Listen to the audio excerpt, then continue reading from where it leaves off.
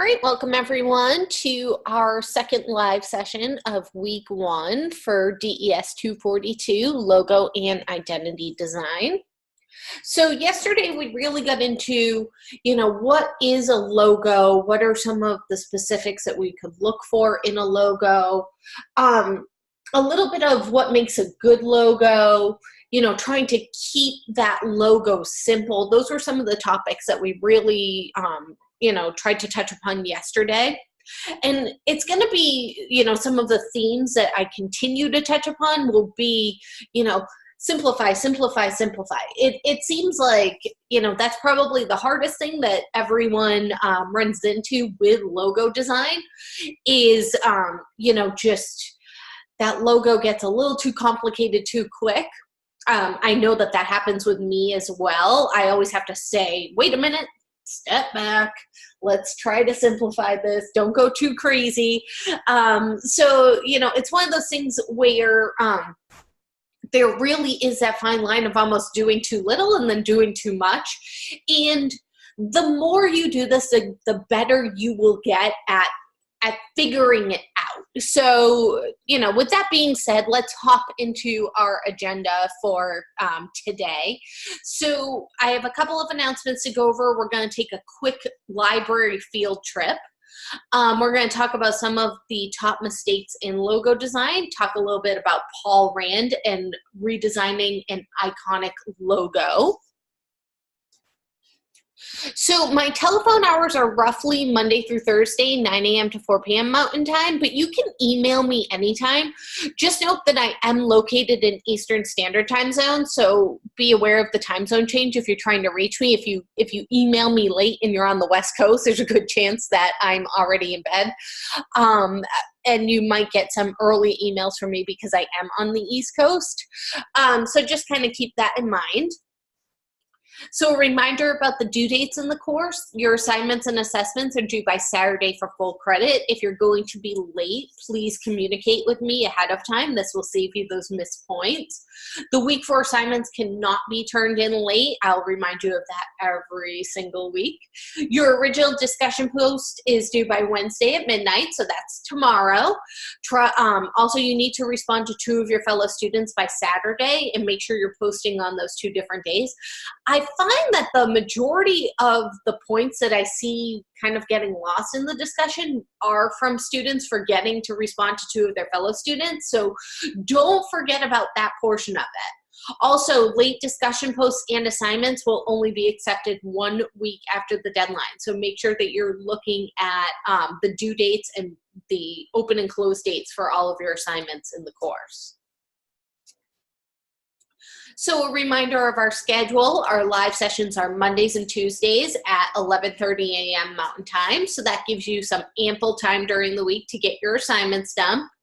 If you do need any outside help, the Student Success Center is open with tutoring available and no appointment is necessary for the SSC. And we've got a couple of people here today. So thank you everyone who was able to make it live today. I was all by myself yesterday. Well, not really. If you watch the recording, I was there with my son yesterday. Which he's upstairs today. My mother came by to watch him, so we won't have to contend with that today. All right, so to start off, let's hop over into our course. We'll go over the announcements, and then we're going to take that quick library field trip, and we'll take a look at our assessment first. Oh, thank you, because that's the reason why we're taking a library field trip today. So let's start off with our announcements. I posted the week 1, this should say week 1 live session 1 in the slides for you. So that was posted this morning. It's usually posted right after the session, but I had 3 different videos because I had paused it a couple of times because it was just me here when he got a little cranky. So I had to fuse all of those videos together, which I actually used, kind of a sidebar here, but I actually used Adobe Premiere Rush to put the 3 videos together. And I had to download it because I've never used Premiere Rush before, and I've used Premiere in the past, but this was honestly years ago, just to make a really quick and simple video. And usually I would use iMovie because it kind of just puts the clips together really quick. But the new version of iMovie was working horribly on my machine, so then I reverted back to the old version, and now the old version isn't working. So I was like, all right, well, this is a bummer. But that Adobe Premiere Rush was really a great program for just quickly putting together those 3 clips. What it did was it put the clips together. It, you know, I could kind of go in there and do some basic edits to them. And then it exported it right to YouTube for me. All I had to do was sign in through Premiere Rush with my YouTube account, and it uploaded it, even put it in the right folder and at the right setting that I wanted. And then I was able to grab the link. I was like, wow, that actually worked quite well. So if you ever find yourself, you know, needing to do videos for anything, you know, maybe putting together some of your stuff for your portfolios or things like that, it was really a quite a quick and easy program. They had a tutorial at the beginning that you could have followed along with, and honestly, I was in such a rush that I didn't even do the tutorial. I was like, I'll just Google it if I can't figure it out. But yeah, it worked quite well. But then while it was doing everything, and it was uploading to YouTube, my internet was so slow last night. That was actually the part that took the longest, not putting the videos together. So that's why I ended up posting it this morning. But it is in there, and there is a link to my slides from yesterday as well. So just to let you know. All right, so let's take a quick look at our assessment for this week. So yesterday during the live session, we went over the discussion. We're going to go over the assignment in detail as well today. But I did want to go over our assessment and then get into the library. We'll take a look at APA formatting and all that fun stuff. So for your assessment for this week, you have to write a paper. And it's on gauging logo redesign reaction. So let's just read over the background together.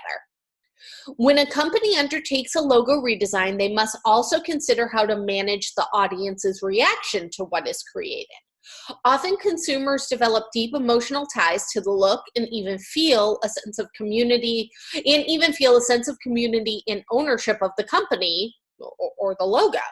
Because feelings can run high when a company undertakes a logo redesign, the general public may or may not feel betrayed by the idea that something about the visual presentation has been changed. Companies often must present a clear research strategy when they present their newly redesigned logo so that everyone understands the thinking and reasoning behind the redesign. Often companies present answers around the following questions when showing their newly redesigned logo. Number 1, why was the logo redesigned? 2, how does the new design represent new directions for the company? 3, how does the new design still embrace legacy the company has built upon?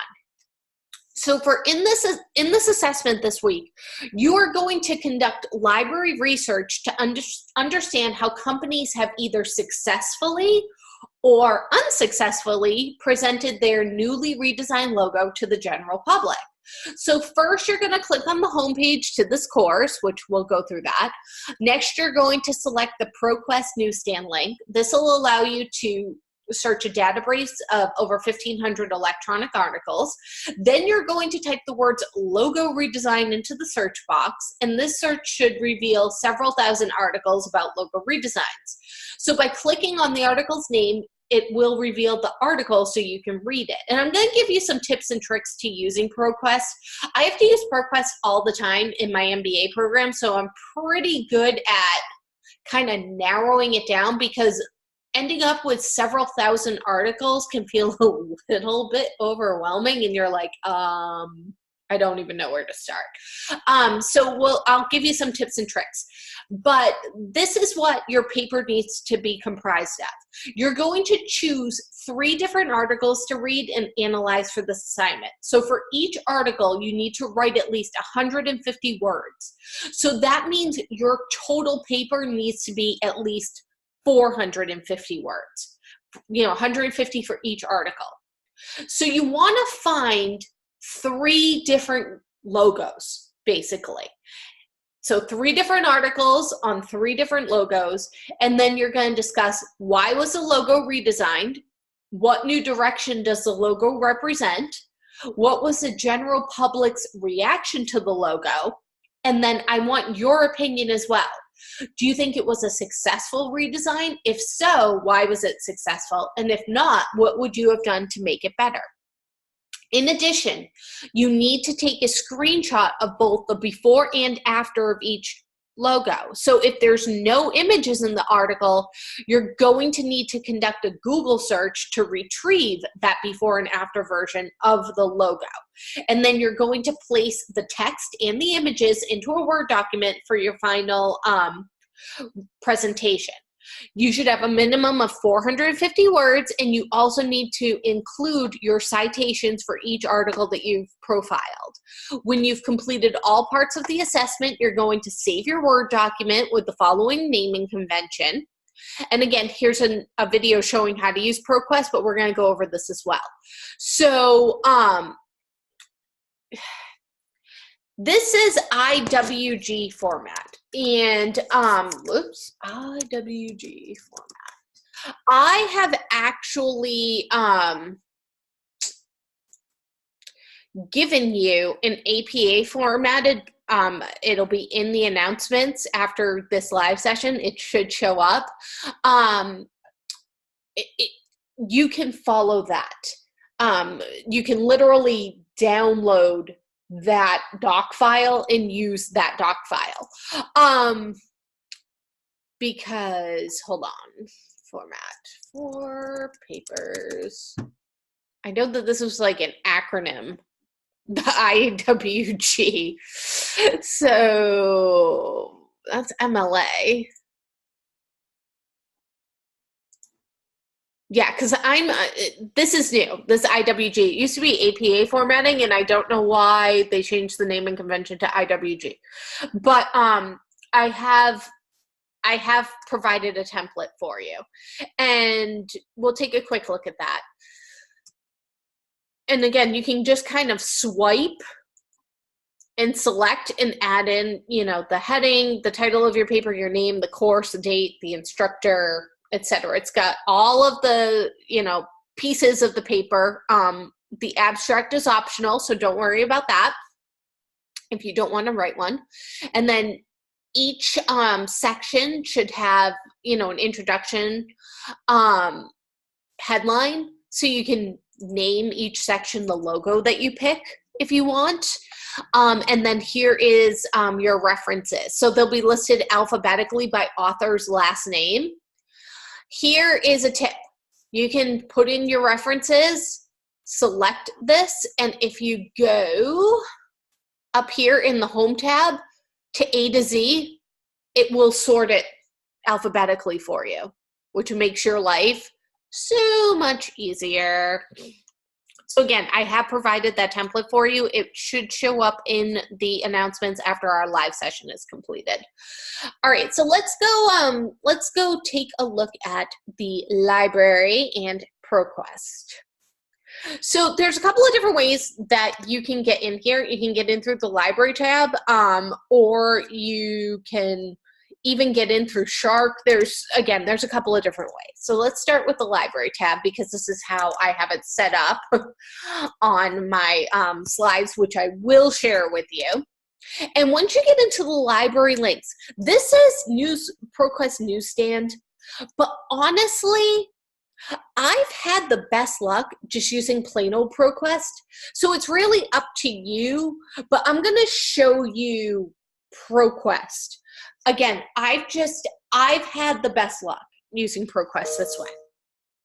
Now, Another thing that you're going to want to do is click on, when you put in your search term, click on full text. So that way you know it's only going to give you articles where the entire article is right there. Sometimes it'll pull up articles, but the only thing that shows up is the headline, and that's not really helpful. So again, just if you forget to click that, don't worry, you can still change your options once you're in there. So we're going to put in logo redesign and search. And this is what I mean. It's going to bring up, even at the full text, which again, if you forget to click it, it's down here. It's going to bring up 2,905 articles, and that's pretty insane. So what I like to do is, you know what, it should probably be relevant, because if the logo was redesigned in 2003 and the articles from 2003, there's a good chance the logo might have been redesigned since 2003. So you can grab under publication date, grab this little bar and move it all the way over here to 2010 to 2019 and click update. So that brings us down to 1,120. So already that's a little bit more manageable. But yes, I would probably go within the last 5 years. So maybe 2014 to 2019, and you can update it again. We'll see what there is.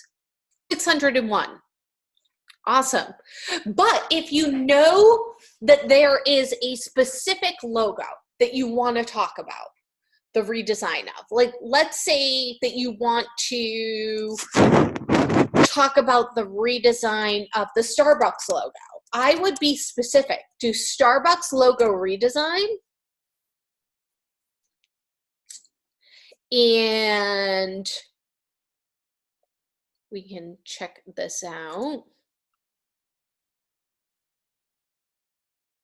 And sometimes if you go into the full text PDF, you can get a better idea of what was going on here. And another thing to keep in mind is it might not be on that logo, and it's not. It's probably that the word Starbucks is mentioned in that article. And I do wish that these opened up in a new tab. Yeah, Dunkin' Donuts is a great one. That just got redesigned.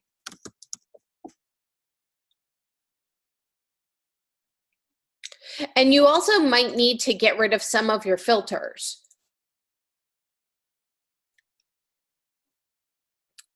So let's see.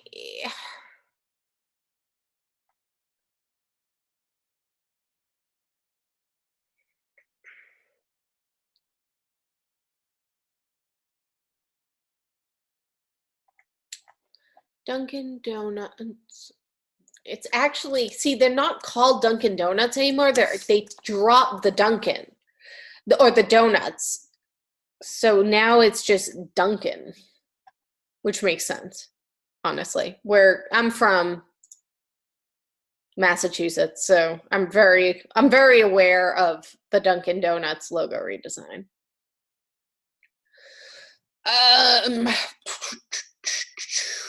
Which you would have thought that they would have had. Here we go. Oh.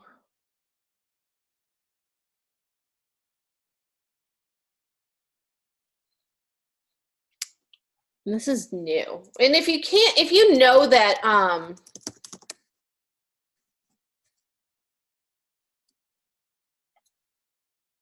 if you know, obviously, oh, Britain, they have a new brand identity. So let's try new brand identity.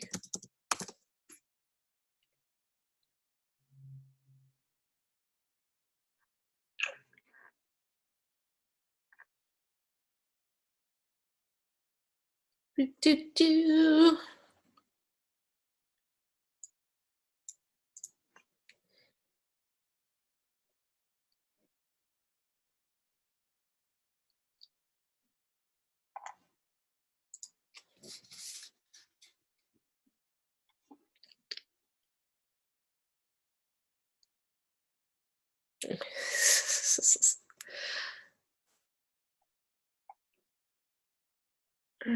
I feel like there should have definitely been something here about this.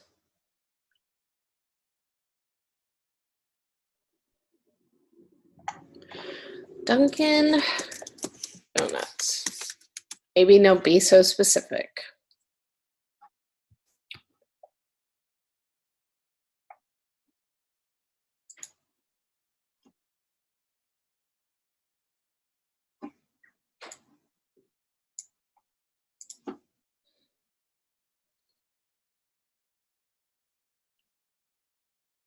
Restaurant brands. All right.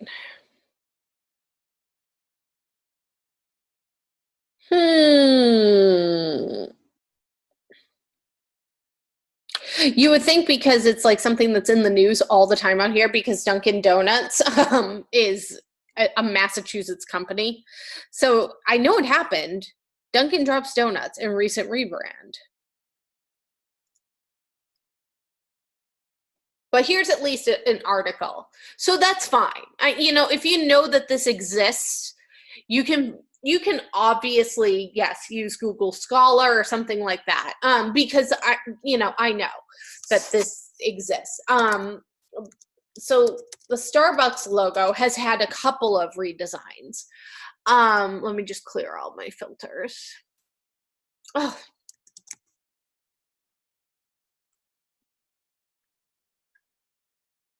There we go.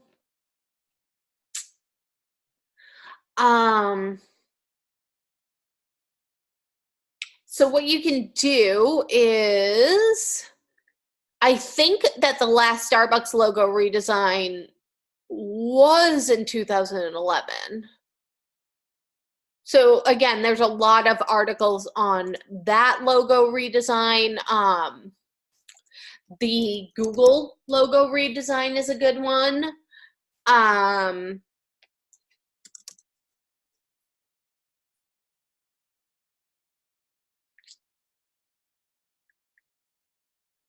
That happened in 2002.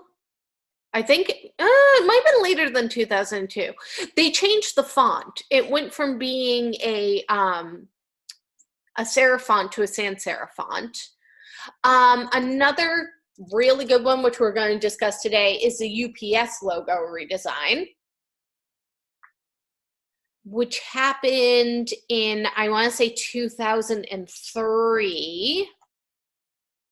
And if you're having trouble finding, you can put things in quotes as well. So UPS logo, it might, Google does use interactive logos, but that's a really great point, but they have an actual logo, which, well, here it is right here. It shows up in Chrome, it shows up in all of their apps. So even if you go to google.com,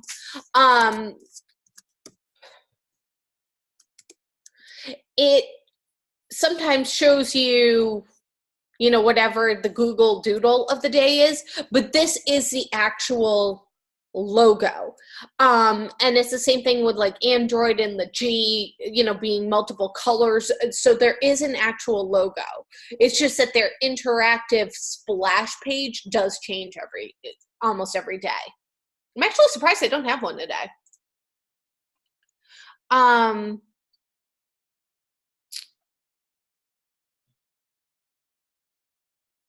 I'm surprised that this is the only thing I'm seeing on the UPS logo redesign.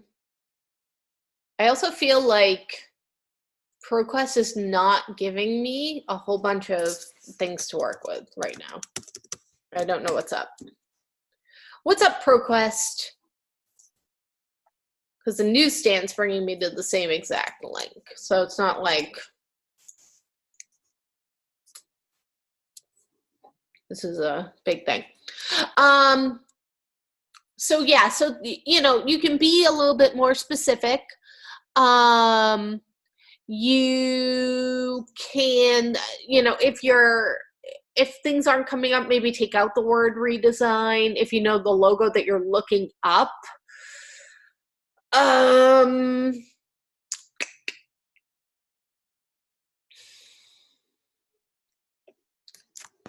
me see this one.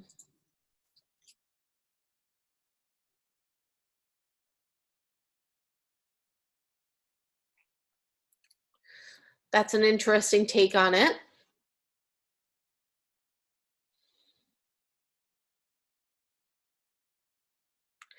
Like I said, I think, was that article from 2003? Yeah, I'm pretty sure UPS redesigned their logo in 2003, and we're really going to get into that today.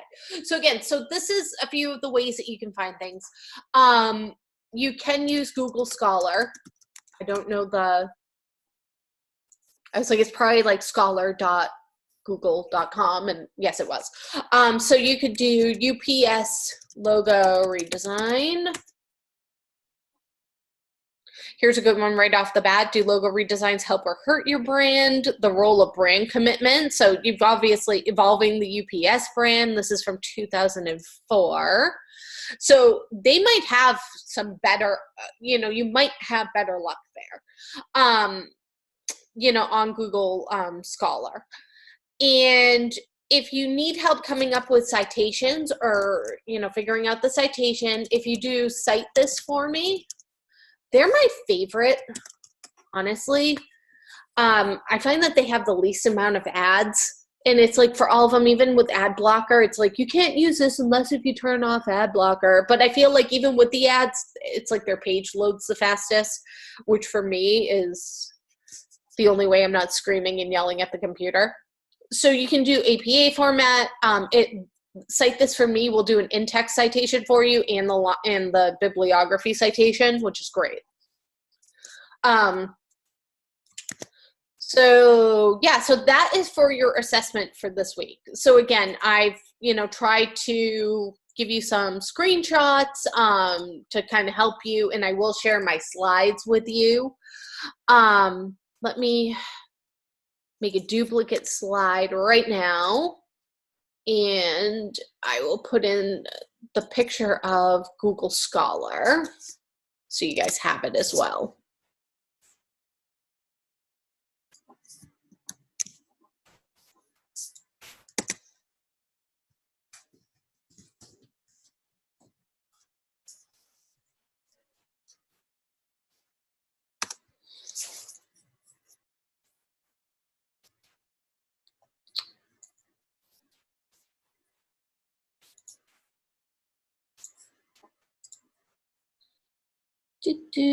Just changing slides on the fly for you guys.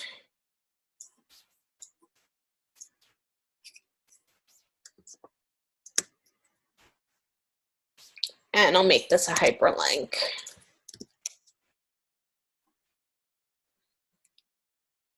Where am I? Losing my mind. Link. There you go. All right. So let's talk a little bit about logo redesigns, but let's talk about why we're talking about logo redesigns. So let's look over and read over our assignment before we talk about logo redesign. So that way, when I'm going over this with you guys, you can kind of relate it back to what you're going to be doing this week instead of afterwards. It kind of gives you more keywords you might be listening for in the presentation. So we'll go over the assignment first. You're going to be doing a logo redesign this week, which is awesome because this is a real thing that you're probably going to do in the field as a graphic designer. There's going to be so many times that somebody's going to come to you and they're going to say, this was our logo that my nephew made for us on his computer back in 2011 in Microsoft Word. And we've been using it for a while, but now that we're a little bit bigger and I think that we need to go in a new direction. And he's just not available to make me a new logo in Microsoft Word. And that's when you're like, don't worry, I got you. Because He shouldn't have been making you a logo in Microsoft Word to begin with, but you will definitely run into that. Again, this is like a really good assignment because it's something you can put in your portfolio. You can show the before and after and show, hey, I have some experience doing logo redesigns and yada, yada, yada. Right, yeah, and we're going to be, this mod, we're also going to be making a personal logo, so as some of you said, you can refresh your personal logos as well. If you have a logo that you have made for a company or, for yourself as a freelance business, there's a lot of reasons why you would want to even redesign your own stuff. So here's the background for our assignment for this week. In a logo, everything from color to type to composition serves to tell the story of a company. Color often serves to underscore emotion. Type embraces the form or spirit of the company. Composition endeavors to reveal symbolically the underlying structure of a company. A logo redesign process is a delicate balance, updating the visual appearance, yet still keeping its overall feel accessible and trustworthy to its established audience. Because during a logo redesign, color, type, and composition often will change. It's very important to define the underlying character qualities that a logo must represent so that those qualities can stay constant. When redesigning a logo, the following 5 considerations should be taken into account. Number 1, and this really is number 1. I'll go over this. I keep saying this. Keep it simple. Remember, the logo must be recognizable in a variety of sizes and contexts, thus overly intricate illustrations or color gradients should be avoided. And I did go over that yesterday. Number 2, don't be swayed by showy typefaces. Though purely typographic, word-mark logos are often a very effective and flexible way to show a company's identity. It's important to remember that typefaces themselves carry character traits and can unknowingly contribute to logo perception. Though a typeface might be unique and unexpected, it's always best to ruthlessly evaluate its readability and underlying visual message to be sure it is in visual agreement with the overall message. So remember when I was talking about those chalkboard fonts yesterday during our live session, and I said, maybe you like a chalkboard font. It's okay to like a chalkboard font, but is it the correct font to use in the situation where you're designing a logo for a greenhouse? No, because it doesn't make any sense. At the end of the day, it needs to make sense, It doesn't matter what you like. It matters whether or not it works. And then 4, be consistent. Often logos will need to work in a variety of settings and in a variety of layouts. For example, a primarily vertical logo must also have a horizontal variation. Conversely, a primarily horizontal logo must also have a vertical variation. As the designer, you must make sure that the message remains consistent regardless of the logo's orientation. And then lastly, it doesn't need an obvious connection. Though it's tempting to use a visual illustration, icon, or graphic to represent the industry in which a company is located, often the cleverest logos are those that are highly abstracted and have a little literal tie to the industry. When designing a logo, consider how you can capture the spirit of the company's character. So again, you do not need to have an illustrated portion for your logo. I mean, think of how big Google is. Google, this is their logo. It's completely font-based. They do not have an illustration, and this is a well-done logo. Dunkin' Donuts does not have an illustration, and this is actually a variation of a Helvetica font. It's like Helvetica rounded black. It might just be a little bit bolder than that. So, think about that. If you're not good at illustrating, don't worry. I'm not very good at illustrating. So when I make logos, I tend to sketch something sometimes, or I tend to, just use just use typography. In the past, I've actually sketched something on paper, brought it into Photoshop, converted that in Photoshop to illustration lines, brought that into Illustrator, cleaned up that illustration, and made it vector, like a sketch vector. And I'm trying to think of what the name of the company is to show you. It was a restaurant down in Florida that I made a logo for. And it came out pretty cool. And you know what, as far as colors, you actually can't trademark your colors. So but really good question. So what a lot of companies will do instead is they will use Pantone colors, because you pay extra for Pantone colors. So there's a good chance that somebody else isn't going to come and pick the exact same Pantone color as you.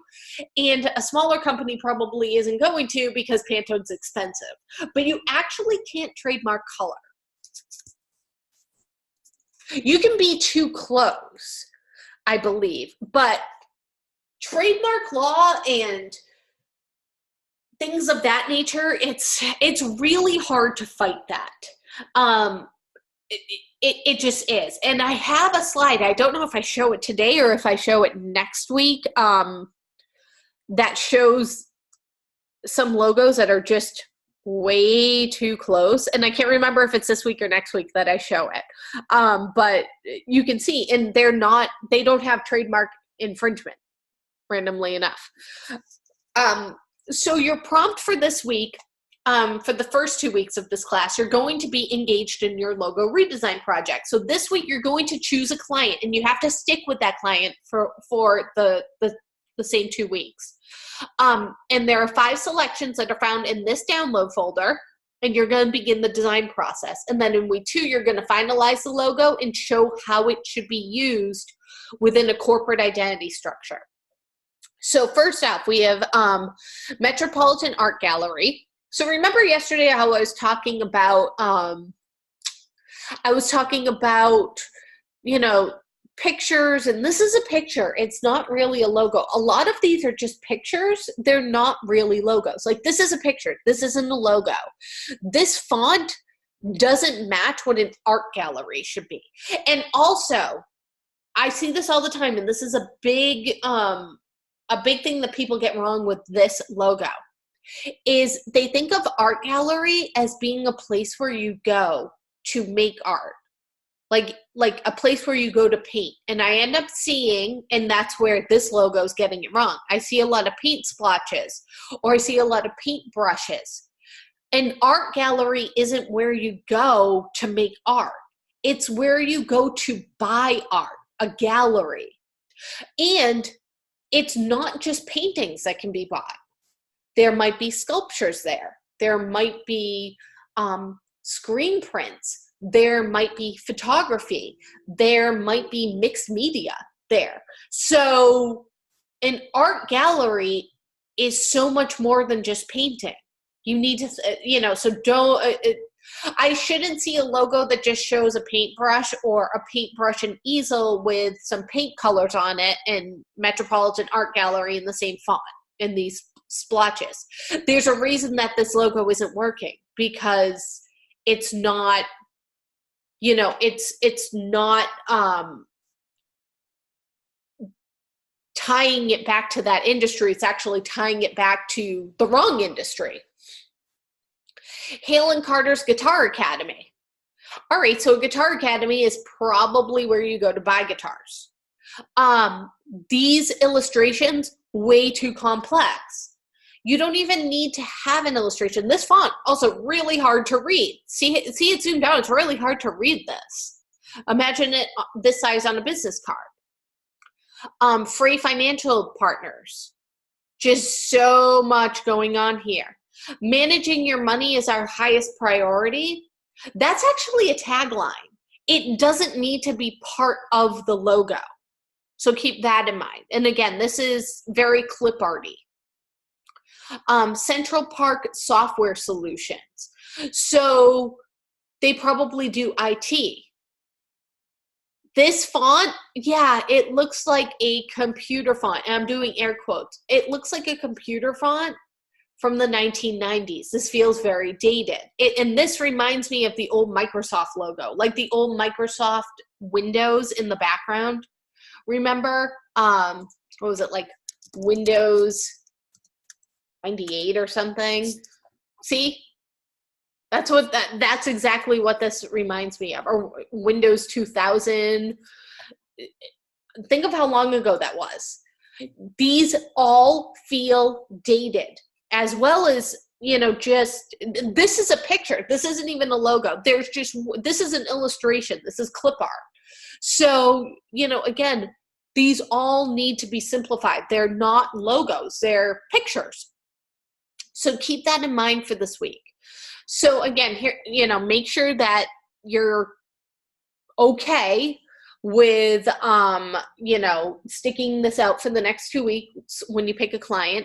This does say that you can do a redesign for another company with pre-approved permission. Here's the thing. There is a write-up in each of these that explains what it is that the company is all about and everything else. So let's, Simon, there's a doc file in there. So yeah, if you wanted to, you could ask me about using a different logo, but you would need to come up with a company overview, color requests, and company keywords for me. You would need to give me a doc file that you wrote out on your own before you did the redesign. So you would have to do more work. So just keep that in mind for this week. And then what you're going to do is, again, first choose a company, and each company is also provided a vector copy of their current logo and a one-page description of the company's goals and overall quality. So download both of those. And then you're going to conduct some visual research for inspiration. And you're going to complete 9 preliminary black and white sketches of possible logo concepts, keeping in mind company requests and overall character. So you can complete these sketches either by hand or on your computer. And if you complete the sketches by hand, you need to scan them in or take a photo of them to use for the assignment submission. And I'm actually going to pull up, because I have an idea of something that you guys can do. It just requires me to grab my USB cord from one of my iPads, select my phone, which is probably going to end up being like, do you want to open up iTunes? No. No, I don't. But here's an idea of something that you can do to do your sketches. And losing my mind here.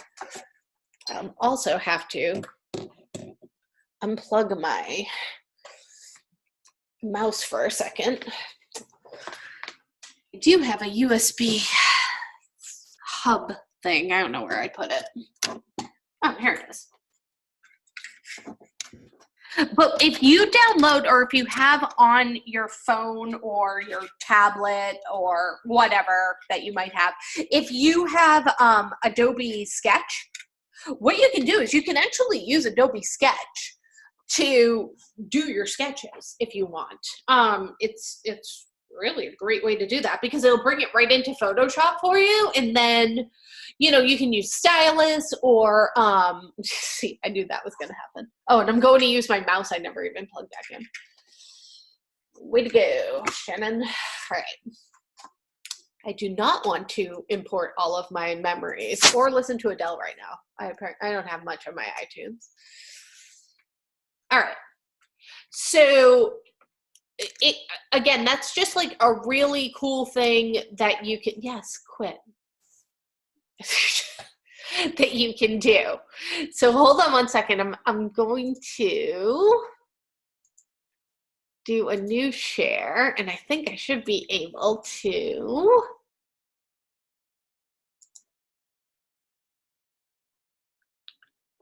share my phone screen with you. Which is like, do you want to turn on iTunes? No. All right, here we go. All right, so this is actually my cell phone right now. I was going to use my iPad, but I only have my old iPad here, unfortunately. My new iPad is downstairs. So you can go in to Adobe Sketch and you can do separate layers. You can, you know, kind of choose whatever you would like for a tool. I feel like I should probably use Adobe Sketch more than I do. But let's say that I am going to be redesigning a logo for a coffee place, okay? And I'll get more into that later. But if I had some ideas, you know, I might just kind of start to sketch out my ideas. Like maybe I want to do, you know, a V inside of a circle. Maybe I want to do, you know, something with a coffee bean, which I get is like, you know, really literal. And then maybe I want the words to kind of run around it like this. I don't know. But again, if you're good at sketching, and I don't, you know, if I was really doing this, I would probably be using my stylus, and I would be using my iPad, not my cell phone. But you know, it's just, you know, if it's one other thing that you can use to do these sketches, because I know a lot of times people are like, I would really like to sketch, you know, with a stylus or with my, you know, with my on paper or something like that, and I don't, it's a whole thing to bring it in. What Adobe Sketch does is it syncs with your whatchamacallit, with your Adobe Photoshop, and you can bring it in. I gotta see how to do that. Let me save your sketch. I was letting my daughter play with it. I was like, look, isn't this fun? She was like, yeah, I don't care. And then you can, oh, here it is. Share it to your Adobe desktop apps. So I can bring it into Illustrator or Photoshop. So I'm going to bring it right into Illustrator. This is also good if you're ever, you know, just kind of on the go and you're like, hey, you know, not for nothing, but I would love to be able to do something, you know, while I'm out and about during the day. So I saved it to Illustrator and it's opening up on my other machine, not the machine I'm on. I don't know why. Oh, there it is. It's not opening up on the machine that my phone is plugged into right now. It's literally opening up on the machine that my phone is not plugged into. So that's cute. All right. Let me see if I can bring it over here. Technology. Good times. Good times, good times. Let me see. Network.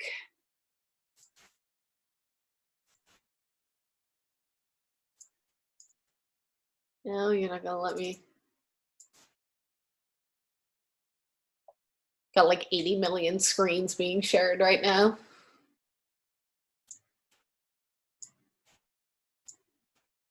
So I was like, why isn't it showing up? It's supposed to, you know, come on over here. Instead, it's like, nope. All right, so there it is. So it opened up on my other machine. So I'm just doing a quick screen share, but there it is. It's, you know, it's not vector because it just isn't. But I was able to at least import it in, which is pretty cool. And, you know, if you're just trying to save your sketches, I would probably share them to Photoshop, and then you can just save a PDF file from there. But if you want to start drawing over them in Illustrator, bring them right into Illustrator, because you can make a PDF from either or. So again, it's just another way that you can do something, and it's pretty cool. So again, there it is. Brought it into, again, the Photoshop on my other machine. I don't know why. I'm like a screen within a screen within a screen right now. It's like, I don't even know. Very, Very bizarre.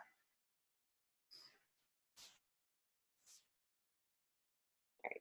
I'll hide screen sharing. So yeah, so that's, again, that's just another thing that you can do. Let me try to go back to my phone for a second. Yes, do you trust this computer? Well, I would hope so. All right, so I'm just kind of showing you, like, you know, there's different things, like different, oh, it's way better with the stylus. And you can even do different layers, you know, like add a layer. If you find images, you can take a photo and draw over it. You can find them. You can find Adobe, you know, stuff that you're looking for inspiration. So this is just kind of a great way to put it together.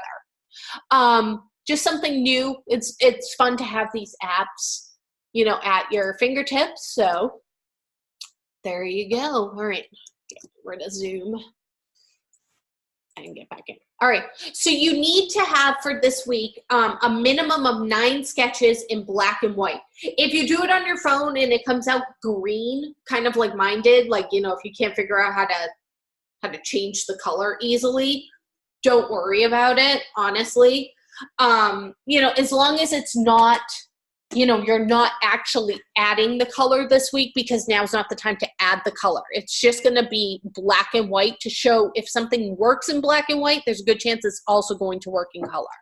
Then you need to refine 3 of those. So what that means is you need to bring 3 of them into Illustrator, and you need to illustrate them and have those 3 refined logos. That is what you would bring to a client as your 3 best ideas, where in theory they're done, the refinements are done so well that your client could pick one of those and nothing else needs to be done. It never works that way, because clients always want changes, and I'm your client and I'm always going to want to change, right? But that's the level of detail that there should be in your refinement. It should be good to go, other than the color, which you'll add in next week. So again, you're going to include the original logo when you present it. So here's the original logo. Here are my sketches, and here are my 3 refined logos. And you're going to submit that as one PDF file. So again, you're probably going to have to combine PDFs in Acrobat. I'll go over that towards the end to kind of show you how to put it all together and how to submit it. All right, so with that being said, these are the things that I want you to think about when you are doing your logo redesigns this week. Some of the common mistakes that happen. Number 1, relying on trends. You know, what's trendy right now? So focusing on a current logo trend is pretty much like putting a sell-by date on a logo. You know how I was saying, oh, this has a feel, like a very 1990s feel? It's because it was trendy for what was going on in the 90s. This right here has a very 1998 to 2002 feel, this logo. It's trendy. There's 2 swooshes going on. There is, you know, the reflection going on. Even the colors are a little bit trendy. This, you know, kind of like green is kind of trendy. Keep that in mind. There's trends that end up happening, and these were some of the trends that were happening. There's a bevel and emboss going on right here, which is also very late 90s, early 2000s. So trends can be swooshes, glows, bevel and embosses. Those come and go, and ultimately they turn into cliches. A well-designed logo should be timeless, and this can be achieved by ignoring trends, by ignoring tricks, by ignoring gimmicks. So yeah, there is a button that will make things bevel and emboss, and there's a button that adds a drop shadow. Your logo should never have a drop shadow, because a drop shadow isn't vector. So keep that in mind. So those biggest cliches in logo design is the dreaded corporate swoosh, which is the ultimate way to play it safe. Oh, just add a swoosh to it. As a logo designer, your job is to create a unique identity for your client, so completely ignore logo trends. That is your best idea. Number 2, using raster images. So raster graphics, those limit reproduction. Raster images for logos are not advisable because they cause problems with reproduction. While Photoshop is capable of creating very large logos, you never know for sure how large you're going to have to reproduce your logo at some point. So it needs to be vector. It needs to be scalable. Your logo contains stock art. I went over this yesterday. If your logo that you present contains stock art, you will get a 0. You cannot use stock art. You cannot redraw stock art because number 1, it's not your art. It's not your originality. It's not yours. It's plagiarism. So you will receive a 0. I've said many times, you do not have to have an illustration in your logo. If you cannot illustrate, you do not need to illustrate. So do not use stock art. It will result in a 0 for your assignment. So again, using stock graphics though, that puts your client at risk because anybody can buy that illustration. There's nothing about that illustration that says that once this client uses it, it can't be used again. So it has a lot, there's also a lot of gray area when it comes to copyright on that. Different stock art houses limit the amount of time something that you buy from them can be reproduced. So you could be in copyright violation by using a piece of stock art as a logo. So again, getting that stock art from vector stock is not a crime, but again, it could get you into trouble if you incorporate it into a logo. So keep that in mind. But again, you will, I know I'm going to say this a million times and a couple of people will still use stock art or say, but I don't know how to draw. Don't worry. It's okay if you don't know how to draw. You don't have to have a drawing. You don't have to draw your logo. I'm going to just, I always like to look around my desk and see if I can find some logos that have absolutely no illustration to them. And I actually have 2 on my desk right now. So I'm going to turn on my, my camera. I'm actually downstairs in my office today. Yesterday I was up in my kitchen, but downstairs in my office today. Yay. All right, so here's 2 that I found right on my desk. Crystal Light, that's just text, and Bath and Body Works. Kind of hard to see the bottle that I have, but that's just text as well. Oh, another one. The Burt's Bees. That's just text. And Office Depot, that's just text. I mean, I can look around at tons of corporate logos just in my general area that do not have an illustration that goes along with them. I probably have some in my desk somewhere, a couple of things. A lot of banks, don't have an illustration that goes along with them. Not going to pull out my bank card for you. But you can see, so, don't feel that you need to have that illustration if you can't draw. It's fine. Just use text. And just like I went over yesterday, the Crystal Light, yes, it is text, but there's design to this. I know it's backwards because of the camera. This is at an angle. It's within the circle. You need to think about the design of your text. So just keep that in mind.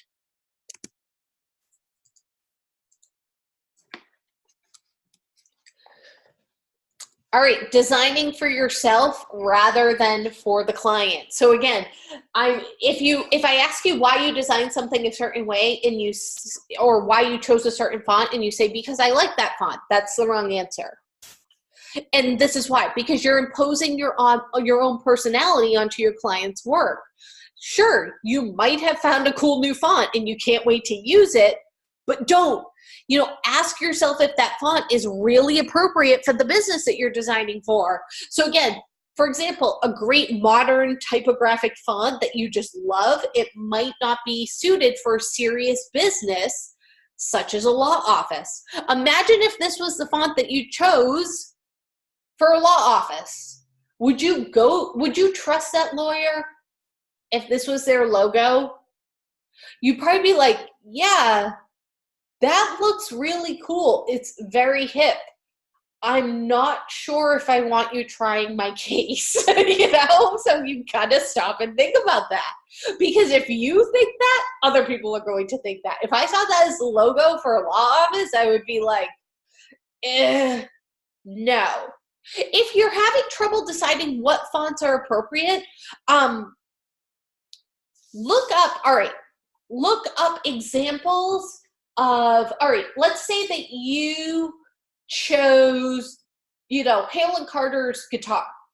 Maybe look up and see what other guitar places use for logos. Don't rip them off, but get an idea of the feel of them. If you're not, I've been working with fonts for so long that it's like I can just look at something and be like, that's a great font for it. Like if I was designing something for a law office, I would go with a timeless serif font like Gaudi or Utopia or let me think of another good one, Baskerville. And there's a reason behind that, because there's something sturdy about a font like that. It's timeless. There's the little feet, in the font. I know that seems silly, but it grounds the text. So it feels more grounded. It feels more secure. So that's why I would think that a font like that would be more appropriate for something serious, such as a law office. However, something fun like this might be a great choice for a guitar academy or, a hip nightclub. Way more appropriate for a hip nightclub than for a law office. So you need to just think about, again, you have to think about the type of business it is, who their clientele are, what message it is that they are trying to put out there. And I did give you in the announcements 3 great websites of some great font choices, so you can even start looking there. Again, your logo's overly complex. So highly detailed designs, they don't scale well. And then when they're printed or viewed at a smaller size, they just start to look like a smudge. And I actually have a great example to show you guys today. So again, when printed in a small size, a complex design is going to lose its detail, and in some cases will look like a smudge or worse, a mistake. The more detail a logo has, the more information the viewer has to process. A logo should be memorable, and one of the best ways to make it memorable is to keep it simple. So this thumbprint, while cool at this size, when we make it really small, I can't tell it's a thumbprint. It just looks like a smudge. So the coolness of the logo is actually getting lost because of that. And if your logo relies on color for its effect, it's not going to work. So without color, your great design might lose its identity. You need to think of grayscale. This orange and this orange are very similar in tones. So if something is photocopied, it could end up looking like this. Whereas by adding in this, this small element here, if it gets photocopied, we haven't lost the detail of it. It's those little things that make a logo work. So this is a really common mistake, and it's also why you need to start off designing something just in black and white, because if you can't get it to work in black and white, then it's not going to work.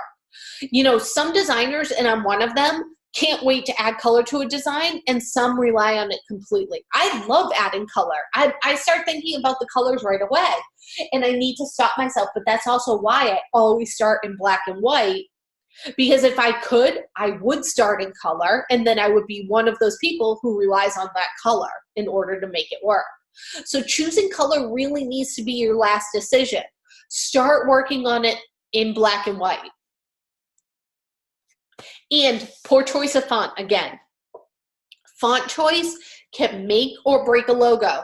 When it comes to executing a logo, choosing the right font is the most important decision that you can make as a designer. It is more important than the illustration. I mean, seriously, because an illustration can get, dropped off. If you can't read it, or if the logo, just doesn't make sense, it's going to fail. So again, more often than not, a logo fails because of a poor font choice. Our example here shows the infamous Comic Sans.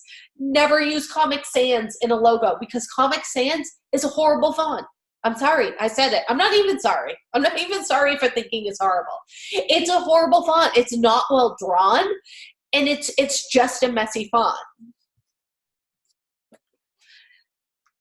If it has too many fonts, a logo works best with a maximum of 2 fonts, no more.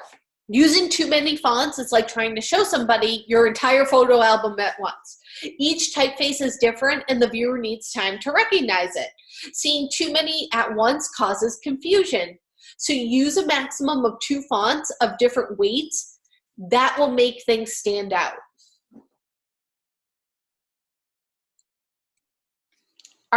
It is this font. This slideshow presentation.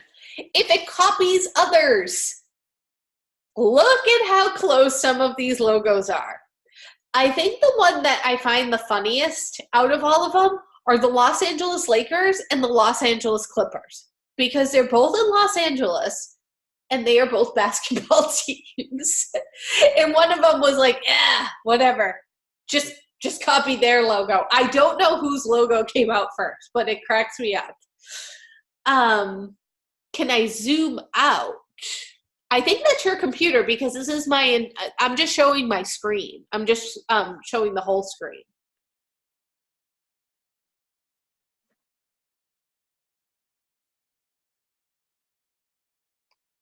Let me know if you get it fixed.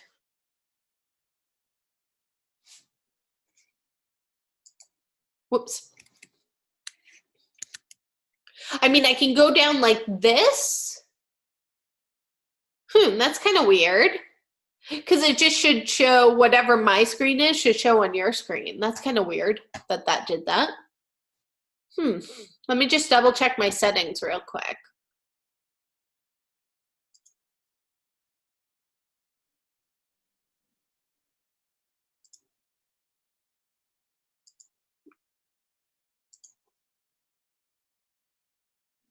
Yeah, it should.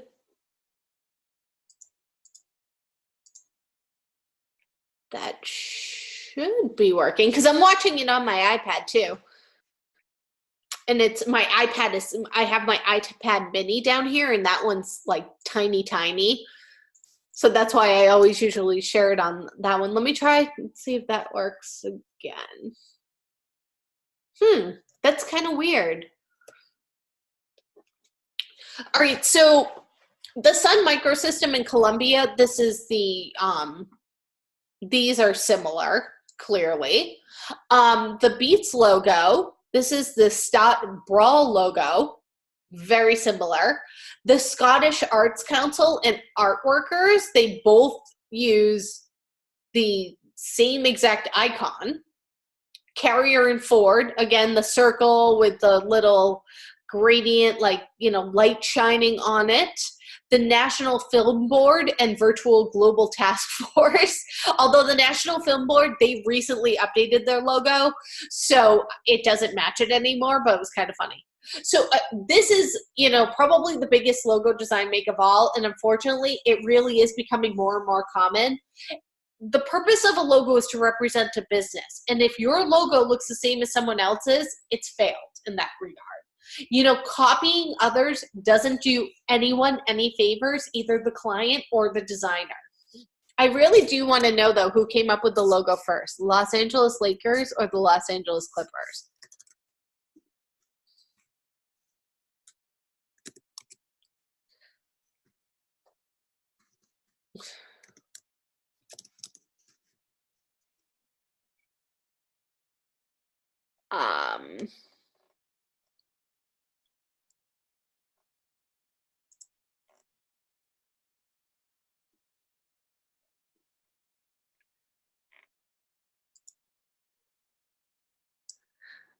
Let me see. I'm sure somebody has said who came up. 1991 was the Lakers. So the Lakers actually copied the Clippers because the Lakers logo used to look like this and the Clippers looked like this. And then they ended up, you know, the Clippers logos look like this since 1982. So clearly, although this one says 1961, so maybe in a way,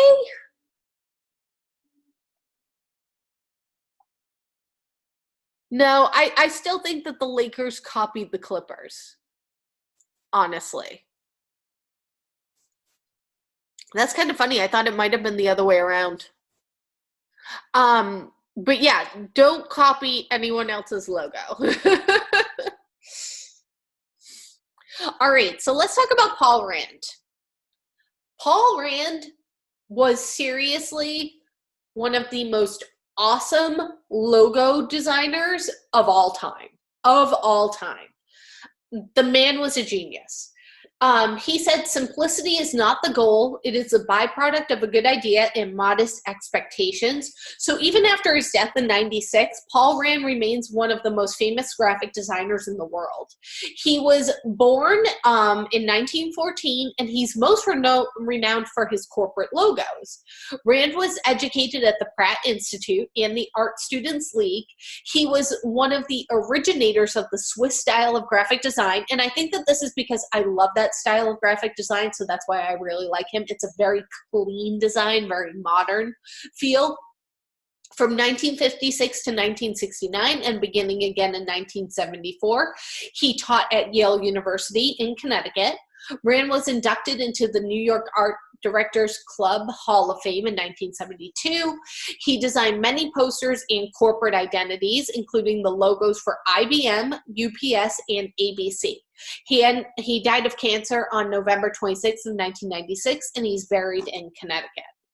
I would have loved to have gone to Yale and studied under Paul Rand. Seriously.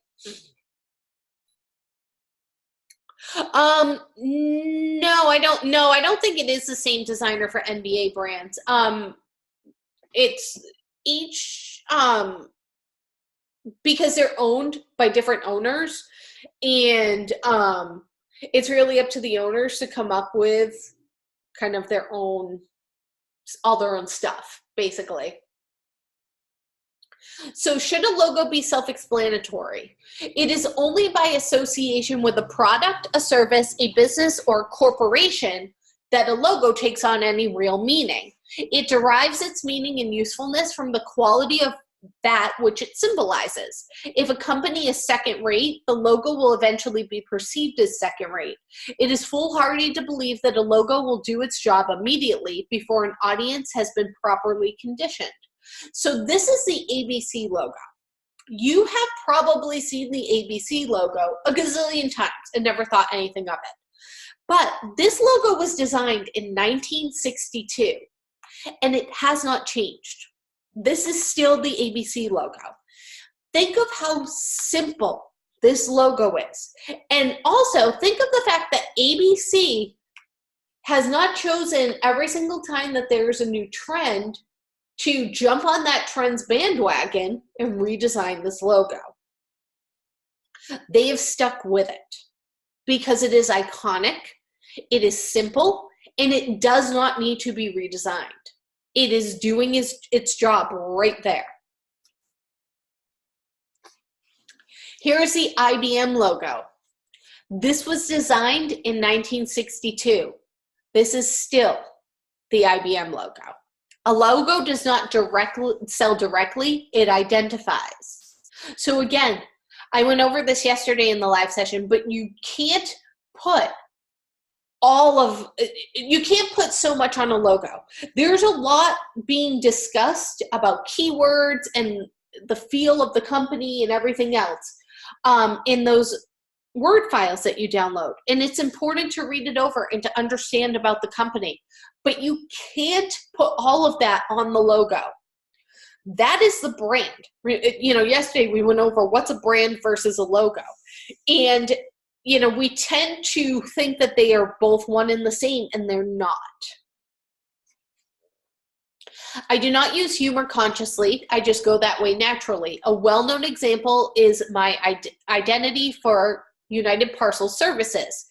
To take in, I can't say that word, a medieval symbol, which inevitably seems pompous today, and then stick a package on top of it, that's funny. So it's basically a shield with a package on top of it. This UPS logo, extremely simple, extremely well designed, was designed in 1961.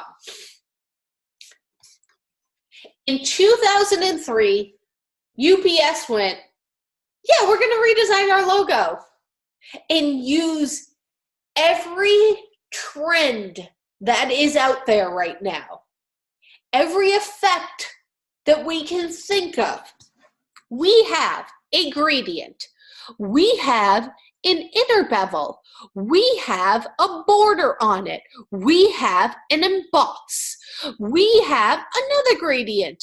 The two gradients don't even line up. Where is the light hitting? This logo is a nightmare. And I will explain why. The reason why it is a nightmare is, number one, it's way too busy. It doesn't work in grayscale. Let me get out of this for a second and open this up.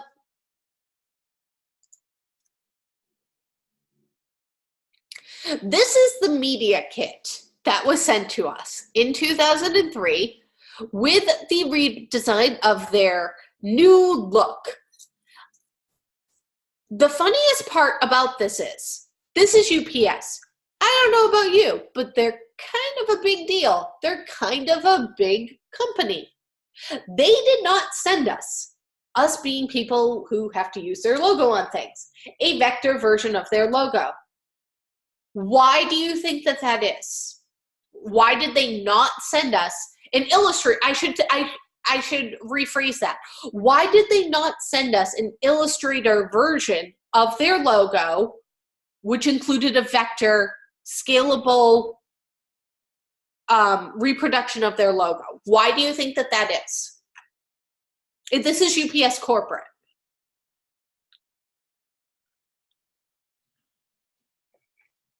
I'll go back up to page 1. Nope, because in logos, we always turn the fonts to outlines.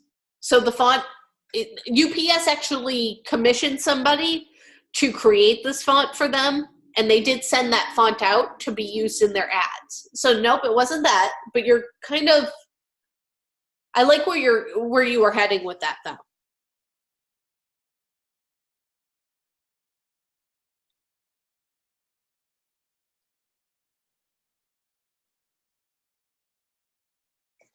I will tell you why. It has to do with all of these things that you see here. It has to do with the fact that there's a gradient, there's a bevel and emboss, there's an inner glow, there is something else going on. Every time you scale it, if this was vector, those things move. Look at how right here, see how the glow matches up? This is a different scaled version where the glow doesn't match up. because there's no consistency in this logo. The logo was actually not built in Illustrator because back in 2003, you couldn't build it in Illustrator and have all of these ridiculous effects and have it be a vector logo. So whoever redesigned the UPS logo did it in Corel Draw. Have you ever used Corel Draw? Your answer is probably no, because nobody uses Corel Draw. It's like at one time, back in like the year 2000, Corel was like, you know what we're going to do? We're going to take down Adobe. Clearly that did not work because you are not learning Corel Draw right now. So this logo was designed in Corel Draw by some person who worked at UPS and was like, I love Corel Draw. I'm going to totally redesign our logo in it. And it's going to have every effect known to man thrown at this logo. And okay, yeah, I'm going to send them the logo, but they can't, I'll send them the Corel version of it, and then they can work with that. And everybody said, well, we don't have Corel. And they were like, oh, can you send us the EPS? Oh yeah, here. And they would send us an EPS, and it would be an embedded Photoshop file in the EPS. And I remember going back and forth back in 2003 with UPS corporate.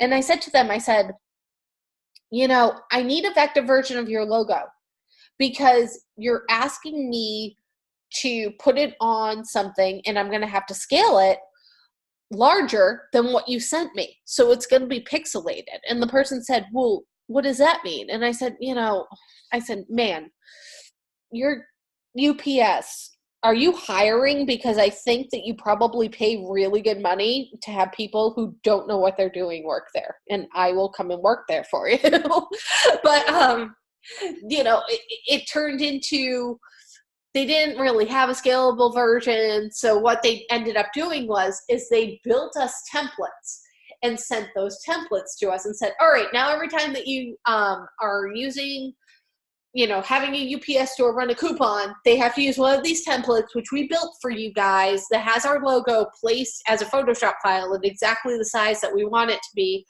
And here, just plug it in. And then they sent it to us. This is how I found out that they had the UPS font that was made for them, because they sent us the InDesign files and they had these UPS fonts, and they never sent us the font. So I had to go back to them. I'm like, well, if you want it with your UPS font, you need to send that. Oh, well, we paid good money for that font. So that's why I was kind of laughing when you said the font isn't free. I was like, that is correct. That's basically what they said. And we told them, well, unless if you want the font to drop off, or we can always substitute it. They were like, no, we'll send you the font. So number one, I would not want to be the designer who is told to redesign a Paul Rand logo. I really wouldn't, because I appreciate Paul Rand as the genius graphic designer that he was. With that being said, I'm assuming that the person who redesigned a UPS logo in Corel Draw with that many effects on it probably didn't know much about Paul Rand, didn't appreciate his work, and didn't really care. So again, you need to simplify. This is a prime example of why this logo did not work. And since then, they've taken, all of these different effects and kind of taken them out, at least. There is a simpler version of it now, but still, and this is a simpler version right here. So they lost, the bevel, the emboss, the glows, and everything else that was added, and they have simplified it. But that only happened recently. So yeah, simple. With that being said, I kind of want to get into a quick demo that I wanted to do today.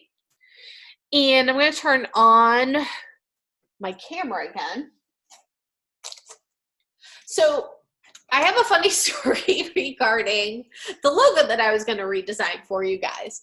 And let me just, I have to make sure that the, let me just go large. All right, so what I did yesterday is I wasn't sure if I was going to get to this yesterday or not, and I didn't.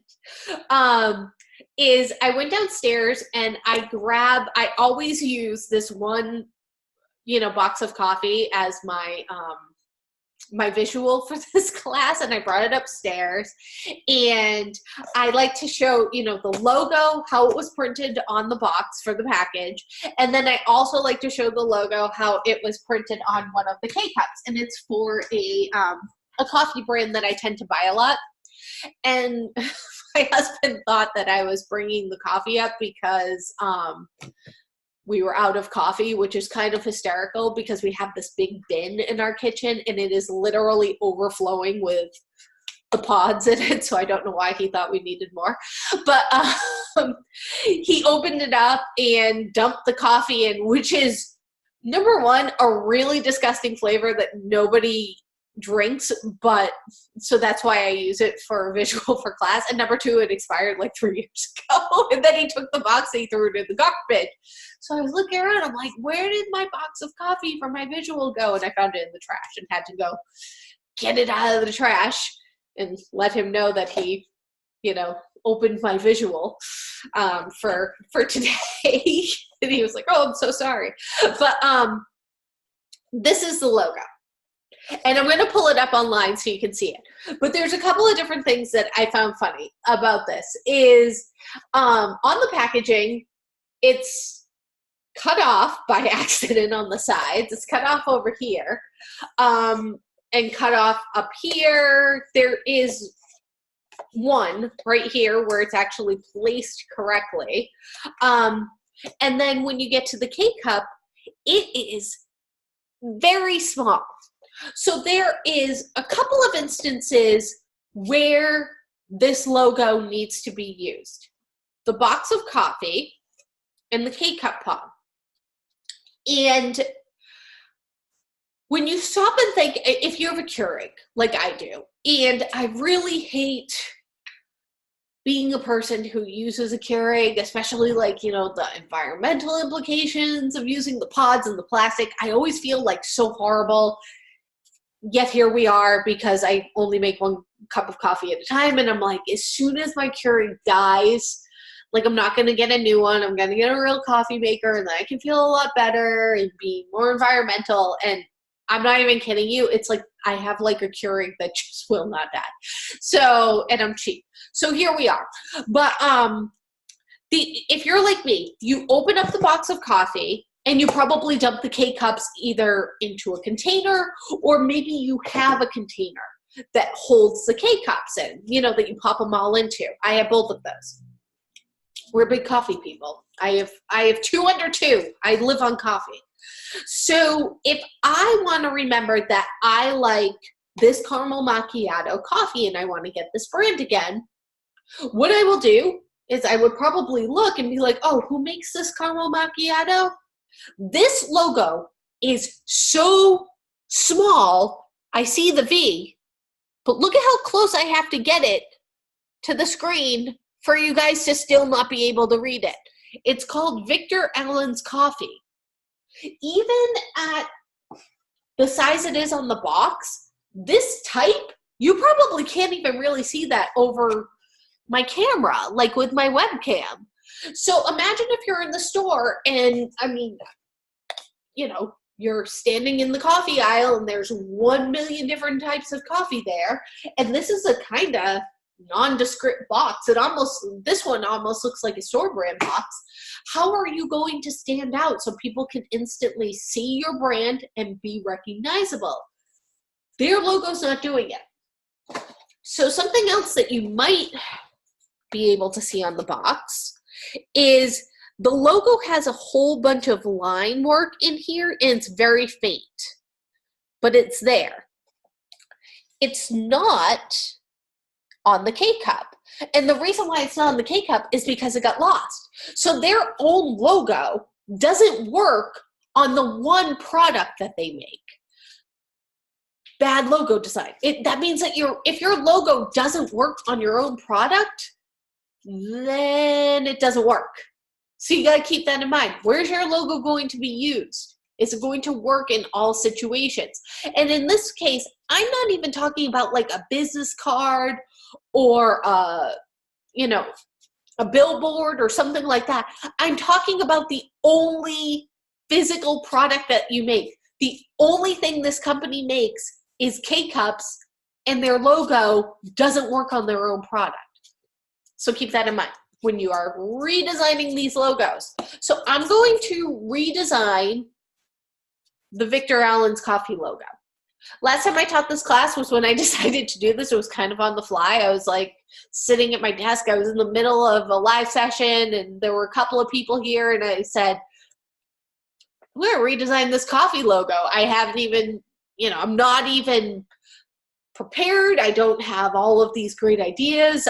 You guys are going to see my process. And I didn't really like what I came up with at the end, because normally I would do a whole bunch of sketches. I would do, a whole bunch of research, everything else. And it's kind of hard to fit that all in what would be the last half hour of a live session. So I'm kind of going to start in a different direction than I went last time. And I'm going to still do the Victor Allen's, but I'm going to go in a different direction. I'm going to do something more word mark based. Last time I did a little bit of an illustration, and then I was like, I don't really like my illustration. So I'm going to do something a little bit simpler this time. And I'm going to keep in mind that it needs to work on a K-Cup and the size of a K-Cup. So a K-Cup, last time that I had measured it, it's about 1.5 inches by 1.5 inches, roughly. So I need to keep that in mind when I am making it. And they use the logo at about 1/4 inch. Another thing I need to keep in mind. And they have a pretty long name, Victor Allen's Coffee. So these are all of the things I'm going to keep in mind when I do this logo redesign. All right, so I'm going to get into Illustrator and we're going to do a logo redesign today.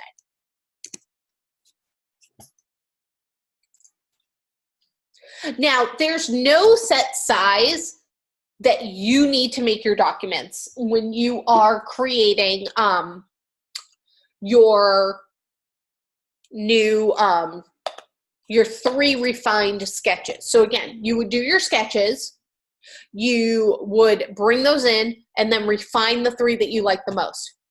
This is what I like to do. I like to do something like 8 by 8. I also like to work in a square, and there's a reason for that. Something that works in a square is going to work horizontally and vertically. It's not going to be too long. It's not going to be too tall. Those are the things that you want to keep in mind, so that way it works in all situations. So that's why I like to start off with, a canvas size that is a square, just a little thing. All right.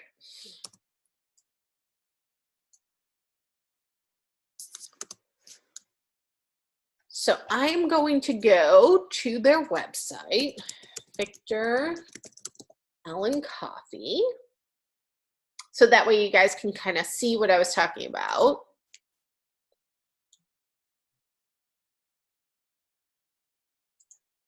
So in case if you couldn't see it on the box, this is that logo with the line work in it. This is the logo on their K-Cup without the line work in it. So I am going to copy their original. And it's really up to you how you want to set up your, your one PDF file. I like to set everything up in InDesign and then just make a PDF. So again, you can, you know, if you're not quite sure how to set it up, you can set it up the way that I set it up. If you have your own ideas of how you want to set it up, as long as you're only uploading one PDF file, you can do it whichever way you would like. So I'm going to set up a new 8.5 by 11, and mine is going to be 3 pages. And if I need to add some pages, I will. And it's not going to be facing pages. Here's the original logo.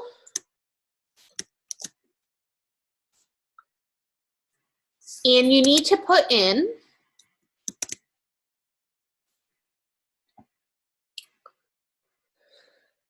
the company keywords as found in the company document. So what I would do is I would probably set this up with a master page. And again, this is how I would set this up. I'm going to change my margins, and I'm going to make my bottom margin. Whoops. 0.5, 1, 0.5, 0.5. And I'll put my name down at the bottom in the name of the class.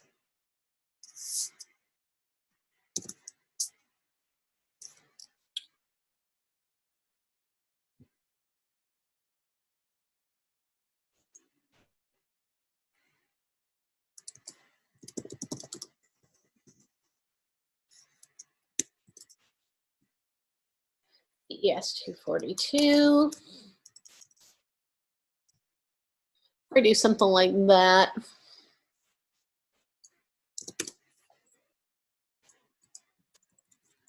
So that way it shows up on all the pages. There we go. Nice and consistent.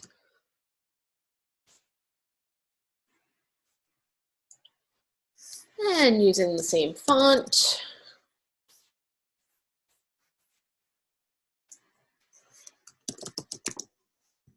Company keywords. Let's say that their keywords, I'll just make some up. Maybe they are smooth, coffee, flavored, family, home, inexpensive, and brew. I don't know, something like that.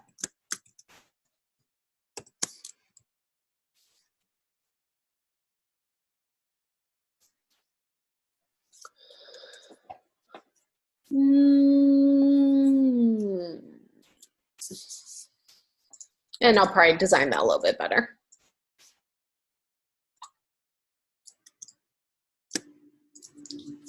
And I would do something along the lines of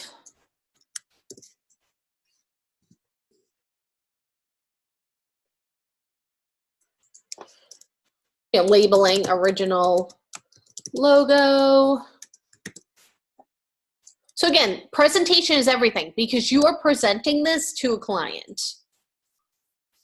And then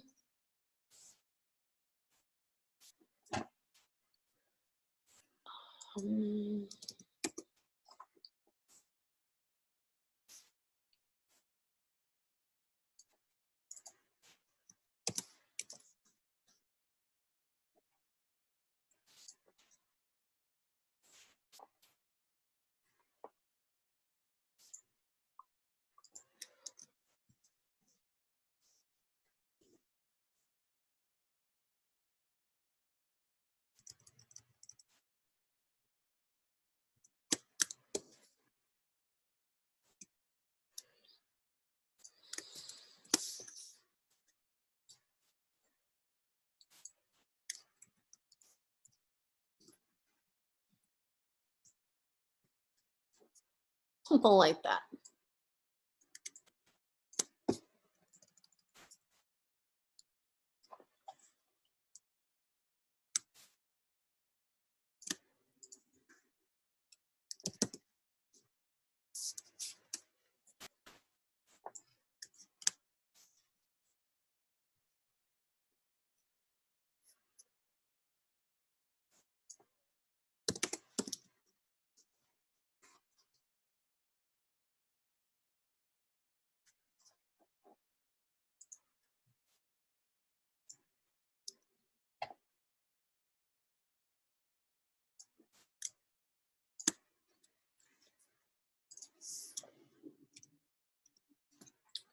All right, so I'll save this.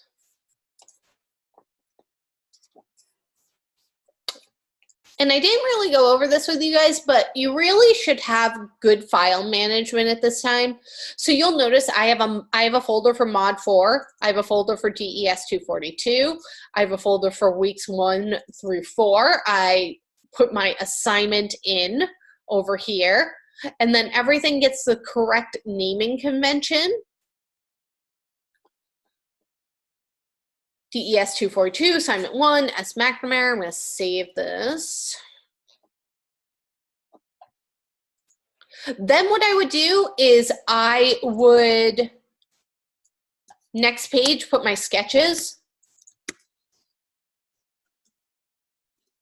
Because even if I'm showing just, even though I have 3 refined logos for my client, what if they don't like those 3, refined logos and they want to see my sketches? What else do you have? All right, here, let's get out my sketches. Is there some other direction you would like to go in? So that's why it's good to show your sketches.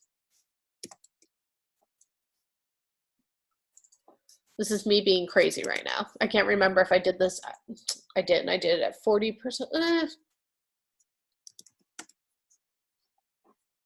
I don't need to be bold. I am not the one who needs to stand out.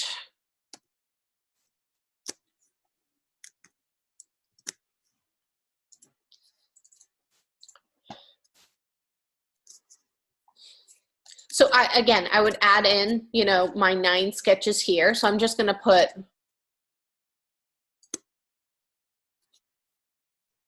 some blocks to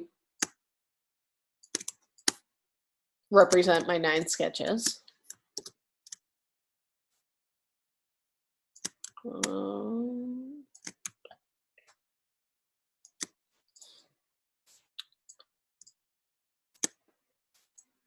There we go. And then next I would have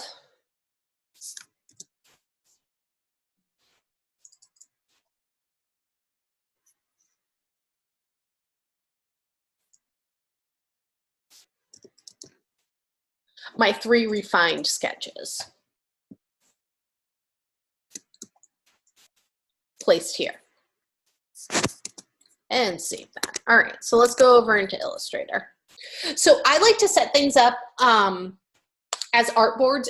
If you don't like to work in artboards, I completely get that.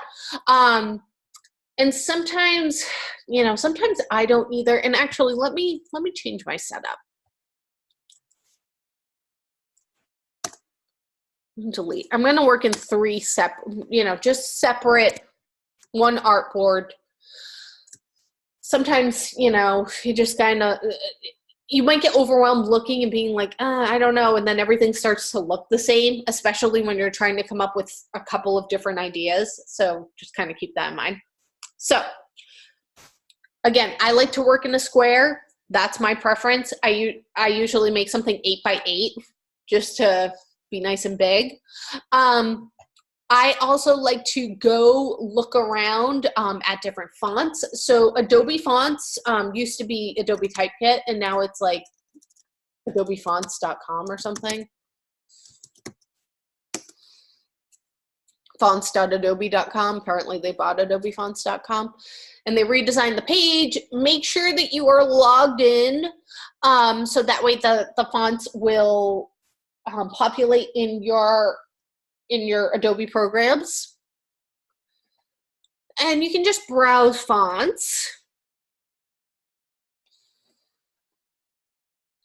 I'm thinking, because I want this to stand out in a small space, I like the idea of using just the V for Victor Allen's.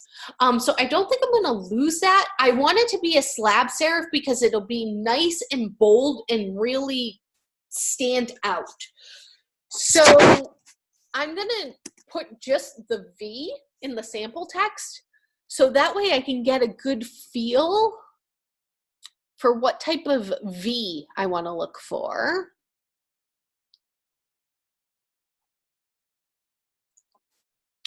And you can even give it, I want something with more weight to it and a little bit more contrast to it. That's kind of too stylized, but I also feel like the inside of the V kind of looks like a coffee bean. And maybe that's something I can kind of go with. So I'm gonna activate that one. Yay. And then I need to think of, all right, what's gonna go good with this?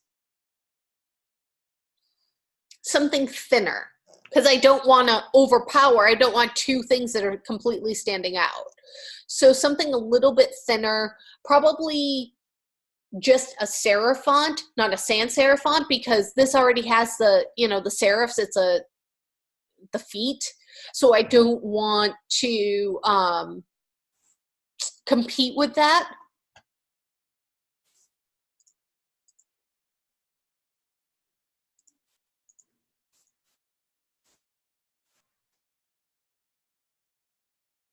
And for this, it's going to say Victor Allen's Coffee.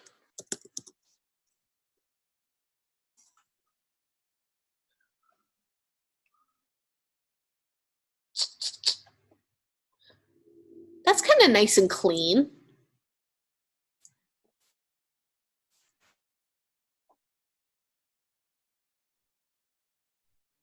That's a little too stylized. It's a little too stylized.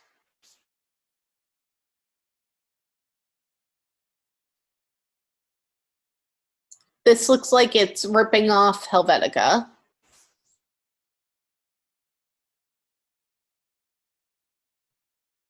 A little too stylized, a little too stylized. That's nice and clean.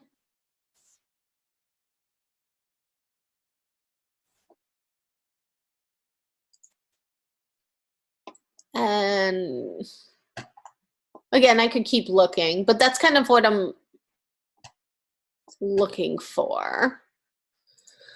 So Gibbs was the first one, and I don't remember what that. Wow, 30. Whoops. I probably needed one of them. Oh well. So once you are in Illustrator, you can pull up the character panel, and you can click on the little arrow and filter by those Adobe fonts that you added. So just click on the little cloud icon and it'll just pull up the Adobe fonts that you added. And oh, this one, Beastly, that's what it was. So I'm gonna do the V first.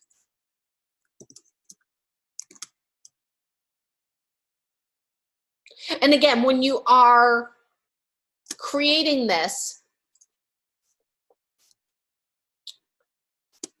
I would keep a version of the text, but the one you submit should have your fonts turned to outlines.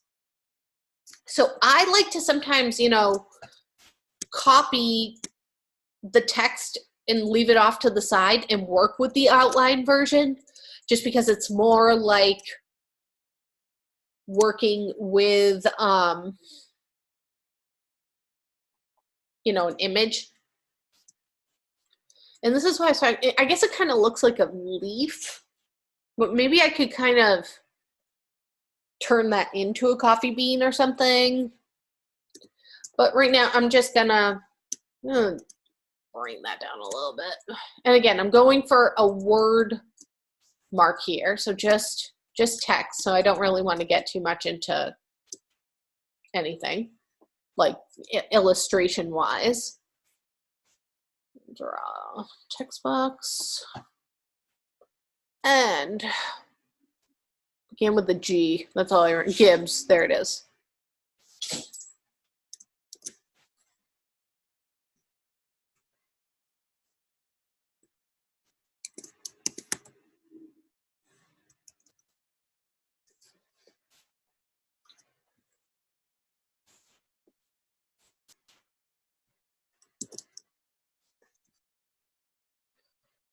And I feel like coffee, and like, that's great that you're Victor Allen, but who's Victor Allen?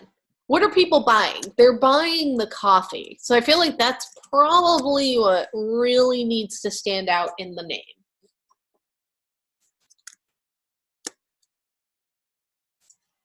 Oh, wrong one.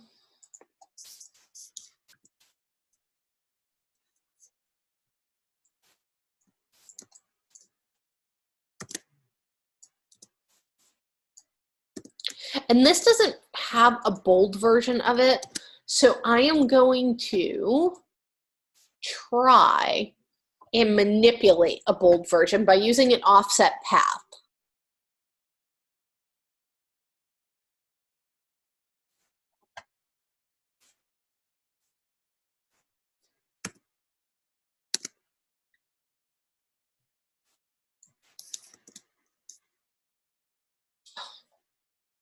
It used to let you zoom in and out while you were in there before you committed to something. No, it doesn't.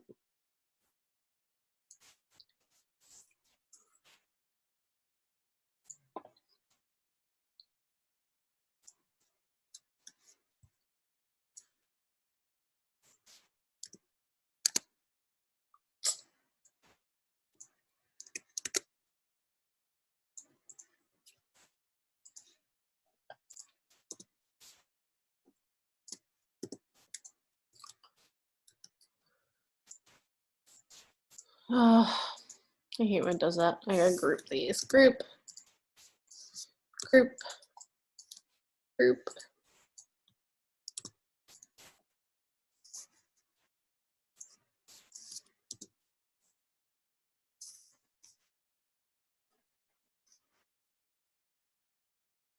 And again, you need to think of, you know, each letter, it's not just typeset. There needs to be a, you know, a design element to this.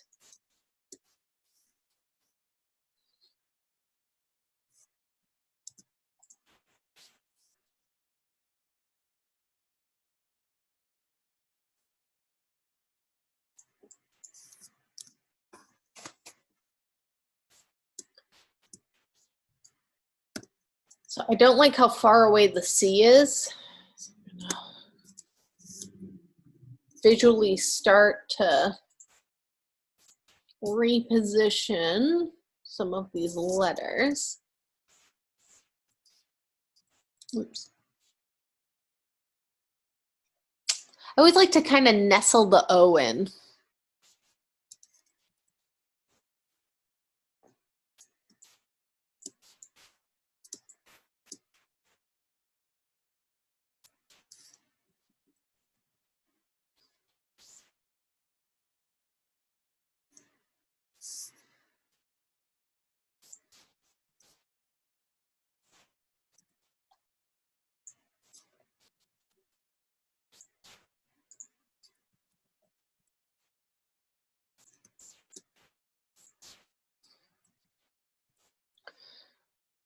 And I don't want that one to be, I don't want the apostrophe to be as big as it is. I'm gonna bring that down, scale that down just a bit.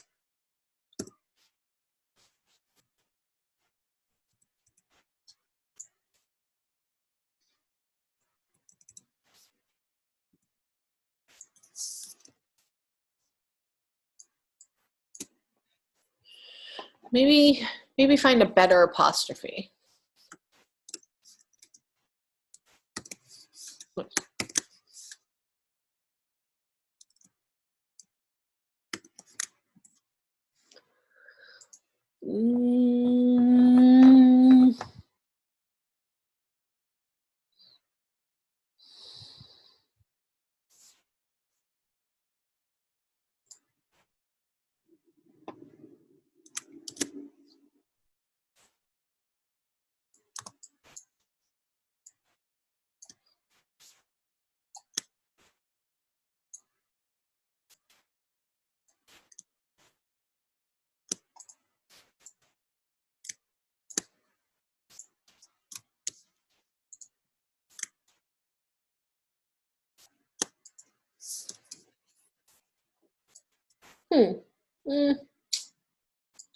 Maybe.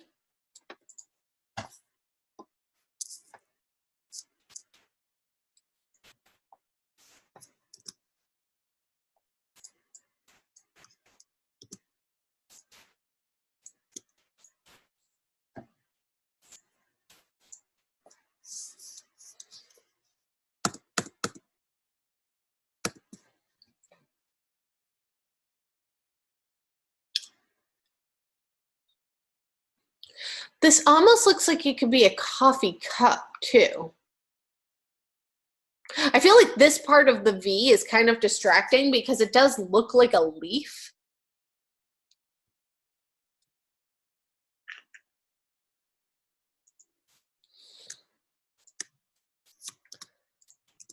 Hmm.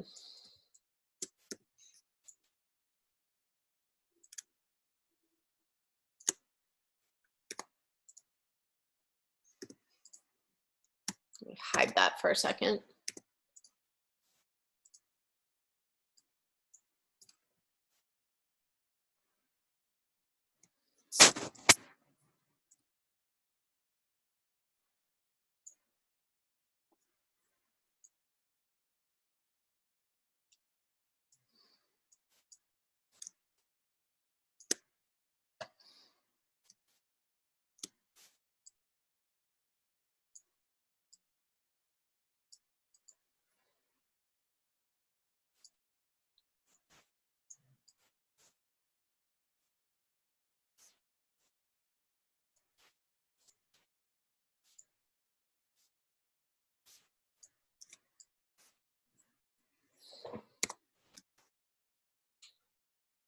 Hmm.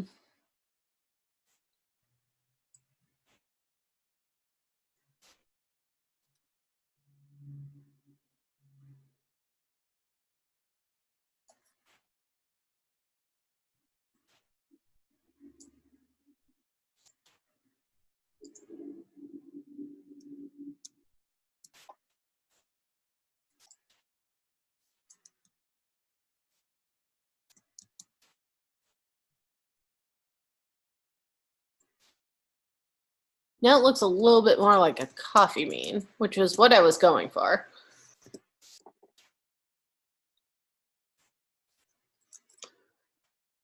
Open that up just a little.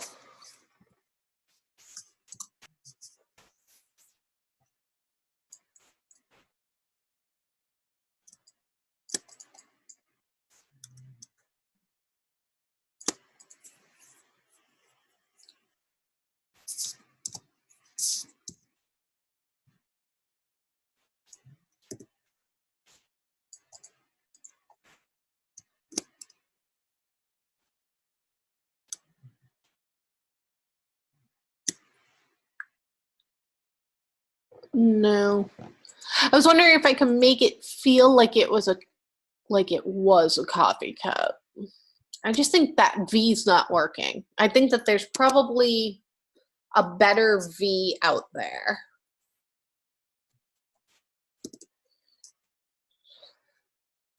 Hmm.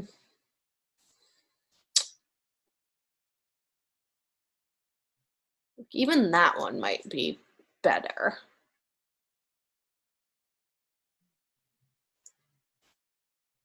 Yeah, it kind of looks like a spoon. I just saw that. Yeah.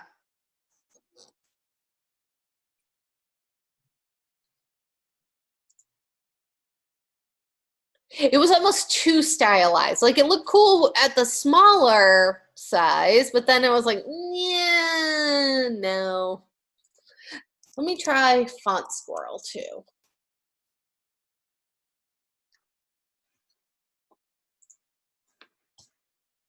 I really like Font Squirrel.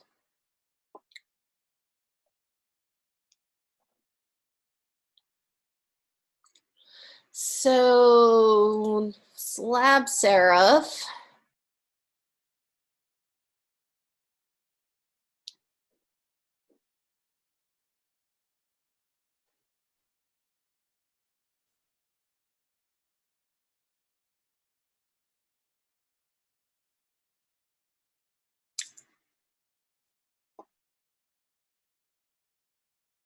Hmm.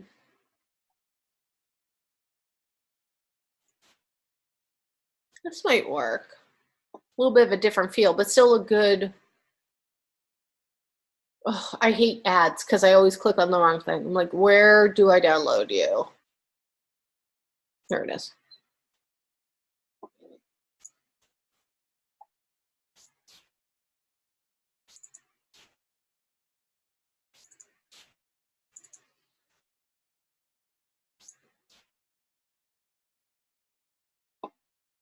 And what is this called? Croissant. Interesting.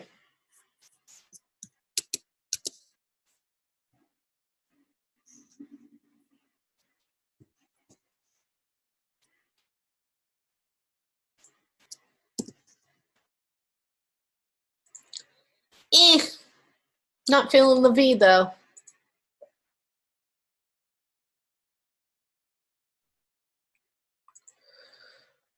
Oh, what do I have on my machine? Let's see.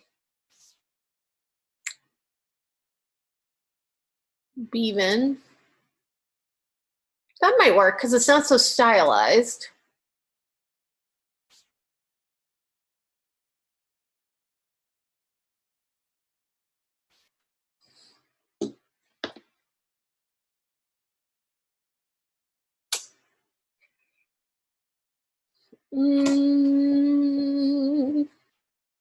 I still like the idea of the V looking like a coffee cup.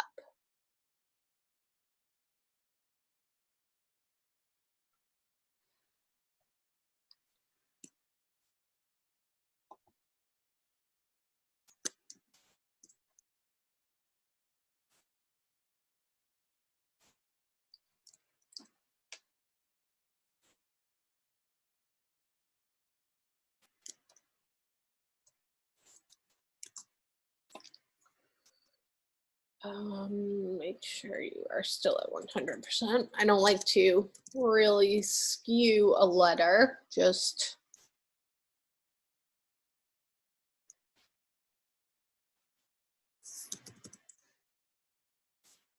make a copy of you, drag you over there.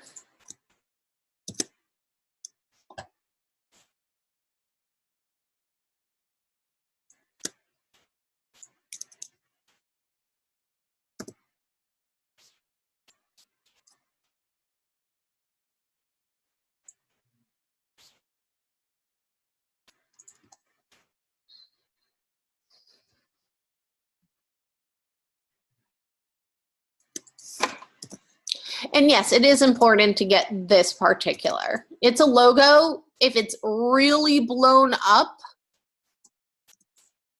then it really is going to show if you are off on your measurements.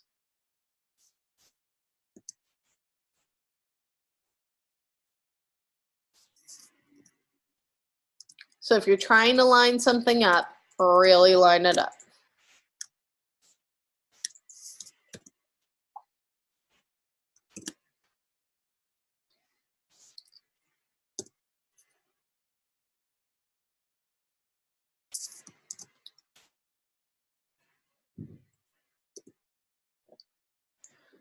All right, object, path, offset path.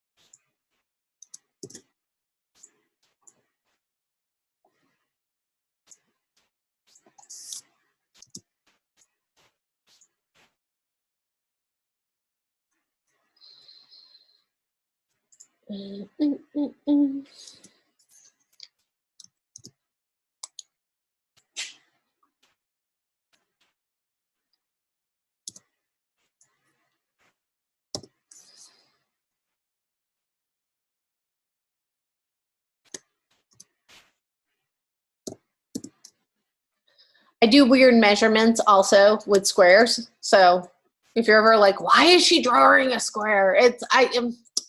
It's just a weird trick that I have found where it's like I'll go from edge to edge with the square, and then basically use that as my unit of measurement. Because I want this to be, it'll all make sense when I'm done doing what I'm doing. Or maybe it won't. Who knows?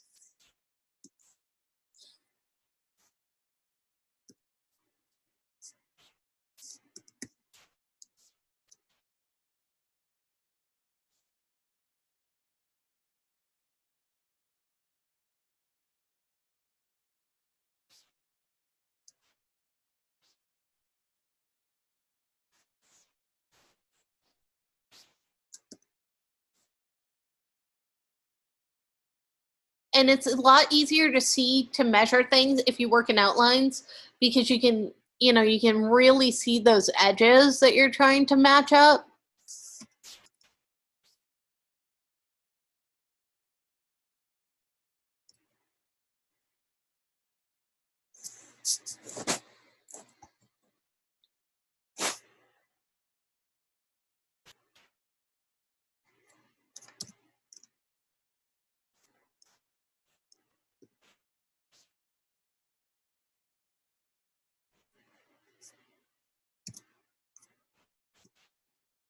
Okay.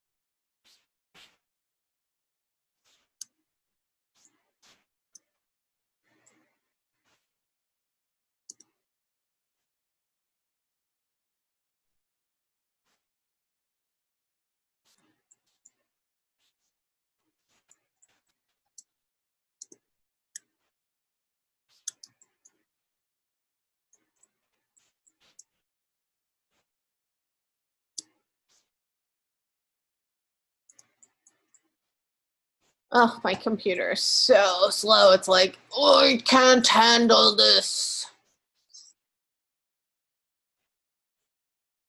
Getting such a lag.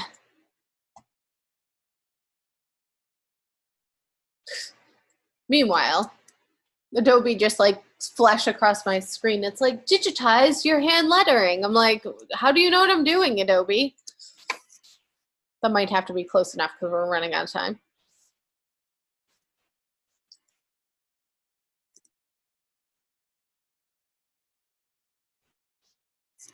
Stop spying on me, Adobe.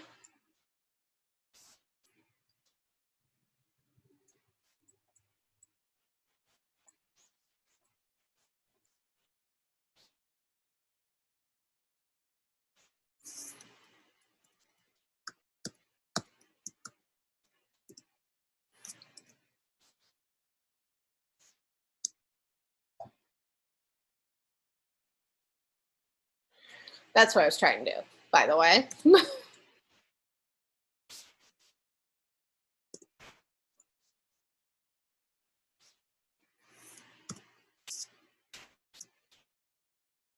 And do the same thing over here.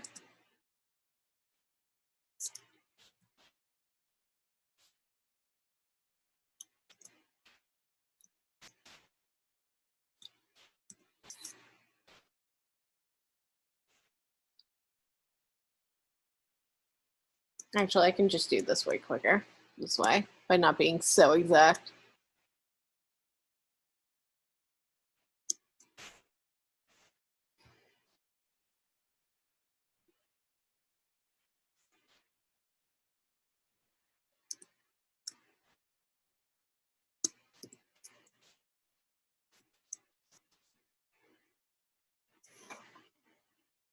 Whoops.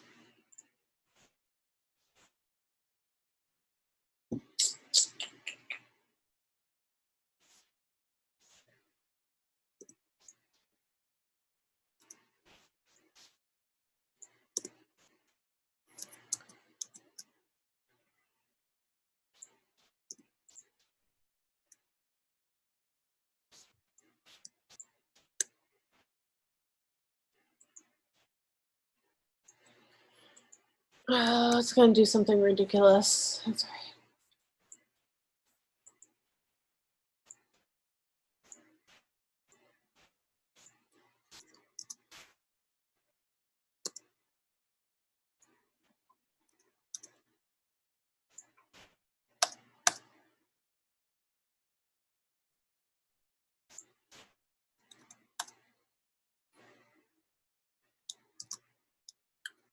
Oh, yeah.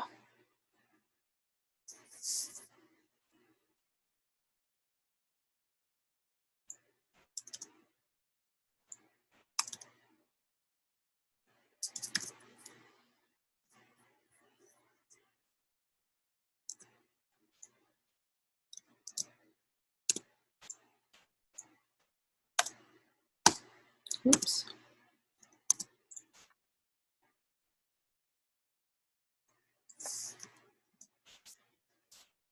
All right.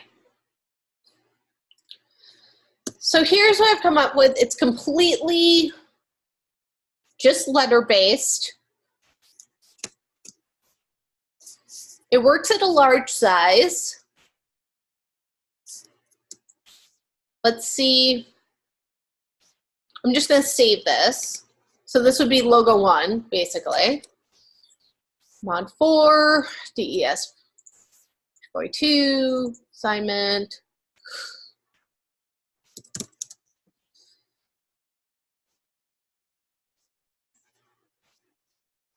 I'm just going to name it. I would name it 1, 2, and 3. I'm obviously only going to have time to do 1.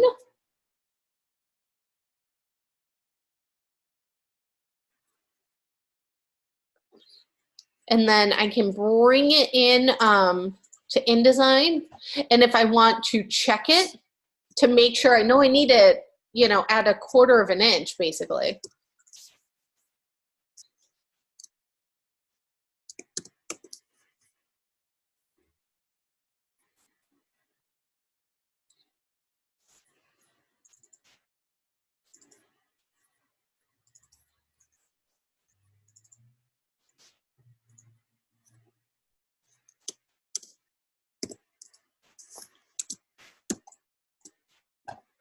So that's really small still. So I don't think, you know, I don't think it's 1/4 of an inch. No, I'm looking at. I think it's probably 1/2 of an inch.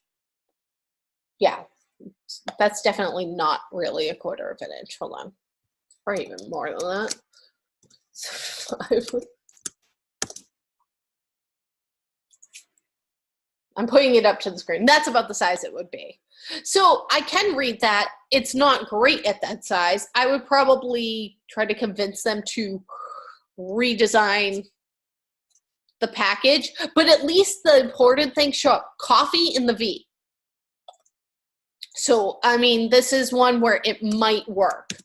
But again, you know, time is not on our side right now. So I'm just going to show you how I would set this up. 2, 3.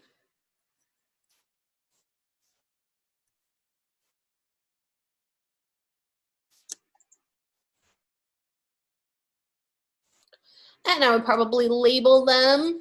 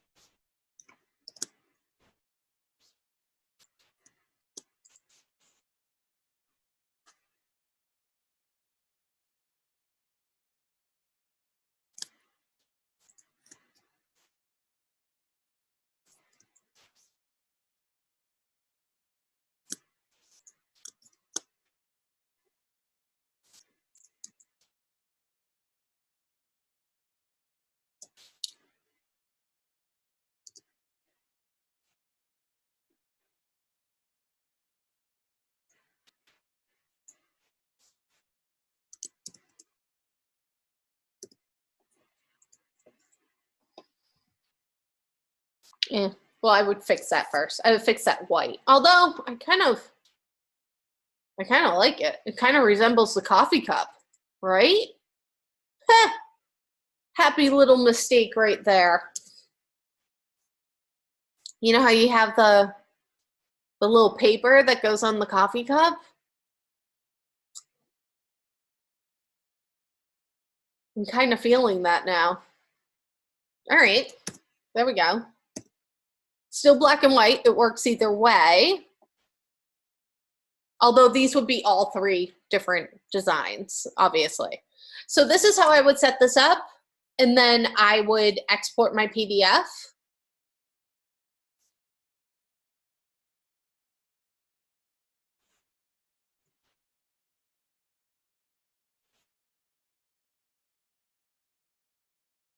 And submit it. So I would have my original, my keywords, you know, what I'm redesigning. My name is on here. Then I have my 9 sketches. If you take pictures of your sketches, if you do your sketches in Illustrator, if you do your sketches in Photoshop, if you do any of that, you can just import them into the 9 boxes. And then you have your 3 refined sketches, 1, 2, and 3, and you can see how they're pretty much ready to go. Black and white, everything's black and white. And all you need to do is submit your PDF, your one PDF file. There shouldn't be multiple PDF files, just one.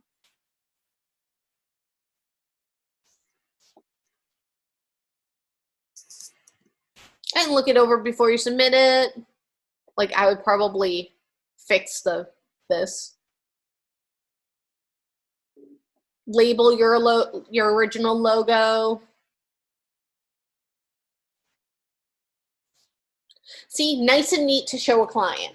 That's how you should submit, how it should be submitted. Nice and neat to show a client. And again, I would fix this. All right, so thank you guys, those of you who were able to make it here today. I really appreciate it. And for those of you watching at home, if you have any questions this week, please feel free to email me. Like I said, I am going to put up in the announcements, see if it's there. I don't remember what time I set it to auto populate. The APA format, and again, you only get one submission with your paper, so please read through everything. You only get one chance to submit your papers. Everything is due by Saturday at midnight, or if it is late and I don't hear from you, there will be a 20% deduction. And don't forget that your original discussion post is due tomorrow by midnight. And, you know, have fun with this. Make sure that you're reading over all the instructions, and I can't wait to see your redesigns. Any questions before we go today for those of you that are here?